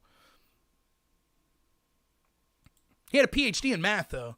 And he never heard anyone say, like, and then this is the other thing that pisses me off, right? Like, look, I don't care if people disagree with me, that's fine. But when you say literally no one says that, and then I provide an article showing literally people are saying that, and you say, okay, but that's just one person. Math professors and academics at top universities, including Harvard and the University of Illinois, discussed the Eurocentric roots of American mathematics on Twitter. Math professors and academics at top universities. He skipped that part. He says what's on Twitter. So I guess if top academics in math departments at Harvard and University of Illinois are discussing it, well then it's Twitter, so it doesn't matter. They asserted that the statement 2 + 2 = 4 is rooted in Western definition.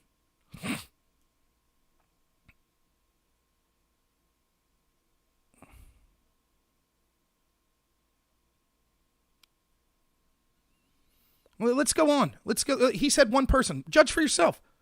Judge for yourself. So he read the first person. He says, Lori Rubel, who's that? She teaches math at Education of Brooklyn, says the idea the math being cultural neutral is a myth, and 2 + 2 + 4 = white supremacy patriarchy. Y'all must know the idea is math objective and neutral is a myth, she tweeted. Spencer Bagley, a math professor at Westminster, retweeted this. Rochelle Gutierrez says social political perspectives on mathematics and science education at the University of Illinois responded from a former educator saying U.S. colonizes math. By now, it's well known, for example, that other cultures were using the theorem called Pythagorean. Gutierrez responded, yes, this attends to culture history's invention of RM. Kareem Carr, PhD student at Harvard University, weighed in with, people say it's subjectivism to ask if math is Western. I don't get that. It's an objective fact that some groups were more involved with the creation of modern math than others. They've been trying to make it objective, but it's not stupid to ask if they are actually succeeded. Well, there's not a consensus. He didn't say there wasn't a consensus. He said no one's saying that. Then when I prove that people are saying that, he says, but there's not a consensus. Then I provide another article that says the way math taught's racist from 2 leading organizations in mathematics.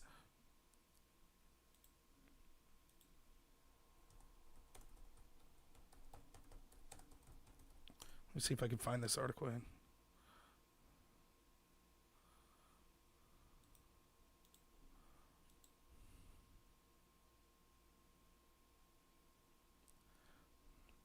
Here's a right-wing news source for you. Slate.com, have you ever heard of it? Right-wingers, right? The Enlightenment's dark side. How the Enlightenment created modern race thinking and why we should confront it. Wait a minute. What's that say there? The rejection of modernism, the Enlightenment, the Age of Reason is seen as the beginning of modern depravity. How the Enlightenment created modern race thinking and why we should, the Enlightenment's dark side. Let's look at that again. The rejection of the Enlightenment. It's the beginning of depravity. The Enlightenment's dark side. How it created modern race thinking. The Enlightenment's having a renaissance. A handful of centrist and conservative writers have reclaimed the intellectual movement as a response to nationalism and ethnic prejudice on the right and relative identity politics on the left. Right-wingers and conservatives embracing the Enlightenment.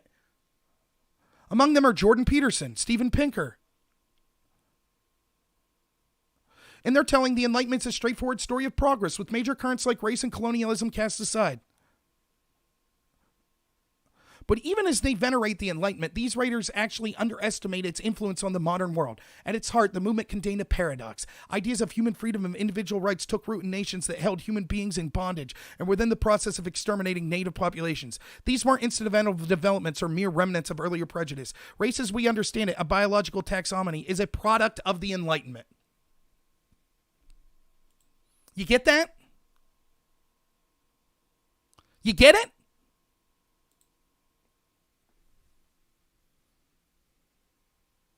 That's how absurd this person was. Now everybody knows it. He's in academia. He should know that. Honest question, how do we find actual information to give us a sense of the actual scale of this sentiment in academia? So it's very tough. One, if you're involved in academia, you can see it. You can see how many critical race theorist majors there are and programs in universities. So you could look up their board and see the things that they say. So it's a huge problem. Second, you could look up left-winger Jonathan Haidt, who has he has an organization called Heterodox Academy, and he talks about the increasing of far left-wing extremism dominating academia now and the dangers of it, and declaring everything's racist and things like that, and declaring that we shouldn't allow conservatives and things like that. Third, you could look at Brett Weinstein and his podcast, the Dark Horse Podcast. Brett Weinstein is a leftist that hates Donald Trump. He talks about this often, how the ideas of mathematics and the Enlightenment are being overran by universities, by critical race theories, and it's allowing things like mob to confront people, demand that people based on he taught at Evergreen University. So at Evergreen, blacks on campus demanded that whites no longer attend campus for a week because they wanted a black-owned campus for that week. Brett Weinstein refused to tell people that paid for university that they should not be allowed to attend because of their skin color, and refused to stay home himself. As a result, a violent mob confronted him, issued him death threats and death threats to his wife. This is a left-winger, by the way, that hates Donald Trump. He's talked about it since then, about how this is prevalent all through academia, that professors led this charge, that they claimed that the sciences were racist and things like that, and how that's destroying our credibility in these academic institutions. So it's all over the place. Yeah, Jonathan Haidt. Yeah.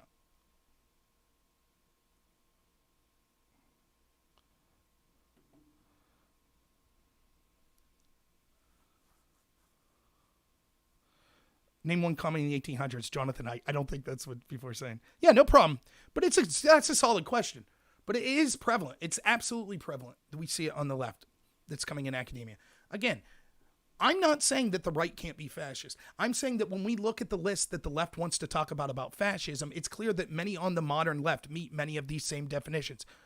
Now, he might say, well, then they're not really on the left. But that's a problem of defining terms. That's exactly what he does with the Democratic Party. Well, the Democratic Party's not really left-wing. Okay. And I could say the Republican Party's not really right-wing. He says capitalism means that you're not left-wing. Well, we also have a mix of capitalism and socialism. So does that mean you can't really be right-wing if you're not totally capitalist? Again, it's just the redefinition of terms. All you need to know is he's saying things like tradition can't occur on the left. People that reject the Enlightenment as racist are embracing the Enlightenment. People that call themselves postmodernist are embracing modernity, and people that defend the Enlightenment and modernity that are conservatives are actually against it. That's his argument. And on and on and on.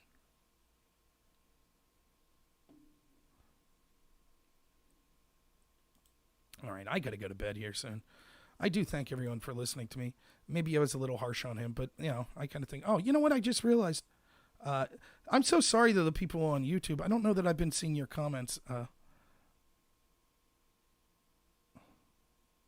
Oh, yeah. I've been seeing them. Okay.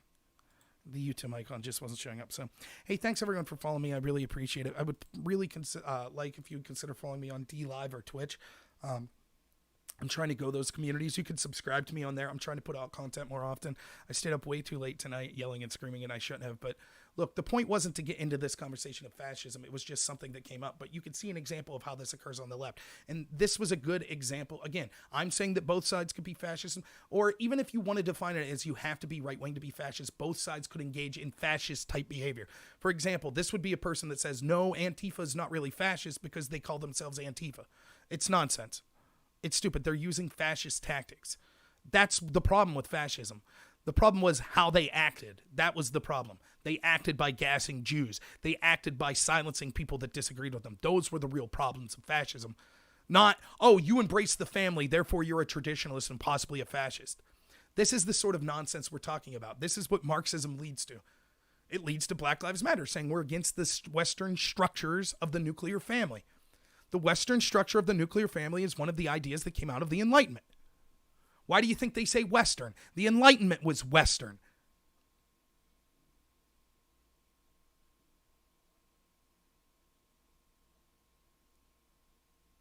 So, thanks. Yeah, I am based in Red Pill. Thank you so much. But I'm willing to have those debates anytime. Nonsense. If anyone donated to me, thank you so much. Let me go on DLive and give out the lemons if I can. But sometimes I can't see the chat when I'm going, but let's see here. I'll give out the lemons here. Yeah. When I'm going. Joe, Killer Kyle, Madeline, thank you so much. Those that donated. So we'll see who the big lemon winners are. Thank you for subbing too, Joe. And anyone else that subbed, thank you so much. Madeline, thank you so much. Those that donated. So we'll see who the big lemon winners are. But you can see how the fundamental. Thank you for subbing too, Joe. And anyone else. The point was the reason I got on here was you saw. I have to watch the Trump speech tomorrow. I didn't get to see it, but you saw the reaction from the people on the left. But you can see how the fundamental bullying again, people leaving Trump's speech. You never see that occurring on the right. It doesn't mean there aren't bad people on the right, but that is normalized on the left, and it's despicable and disgusting. And I went through incident after incident that shows you the violent reaction. We even saw some. Hey, Joe, congratulations, man. We even saw. Apparently, I'll be kicked off Twitch because someone. Even though I wasn't trying to show it, someone claimed that, I showed footage of someone dying and therefore I should be rejected. It was from a news clip. It was a news story. Even though I wasn't trying. There have been clips that were broadcast all over the place, all over Twitch and everywhere else today of the actual incident with Rittenhouse where he was shooting someone. It was a news story. So again, but that person was gleeful because they knew they didn't win the argument and they're just trying to get me censored because that's who the left is. Thank you, Killer Kyle. A diamond. Damn. So, all right, folks, I got to go. Thank you so much for supporting me. I really appreciate it. I'll try to be doing more content. I will not be doing stuff usually on Fridays and Saturdays. Saturday morning, I have my radio show. You can find it wherever you're watching right now. You'll be able to watch that radio show. So I have two co-hosts, Todd Bartley, who's a journalist in Williamsport, and Carlos Saldivia, who's a political consultant. You find it wherever you're watching right now. You'll be able to watch that radio show. So I have there's a delay and an echo. Todd Bartley, who's a journalist in Williamsport, and Carlos Saldivia, who's a political consultant. D-Live's on. Sorry about that. What I was saying was Saturday I have my radio show at 11 a.m. till 1 p.m. Wherever you're watching this, you'll be able to watch that radio show. If you're in Williamsport, we're getting a new call sign, so you could listen to it in the radio there. All right. Thank you guys so much. You guys are the best. 43 people watching tonight. It's pretty good. So thanks so much. I really appreciate it. I hope you like kind of the debate. I don't mind bringing people on. It was fun to have a smug, arrogant person come on and say that I'm wrong about everything and then totally redefine terms right out of the gate. So thank you, Pidsbear. I had an amazing time. So good night. God bless. And as always, have a good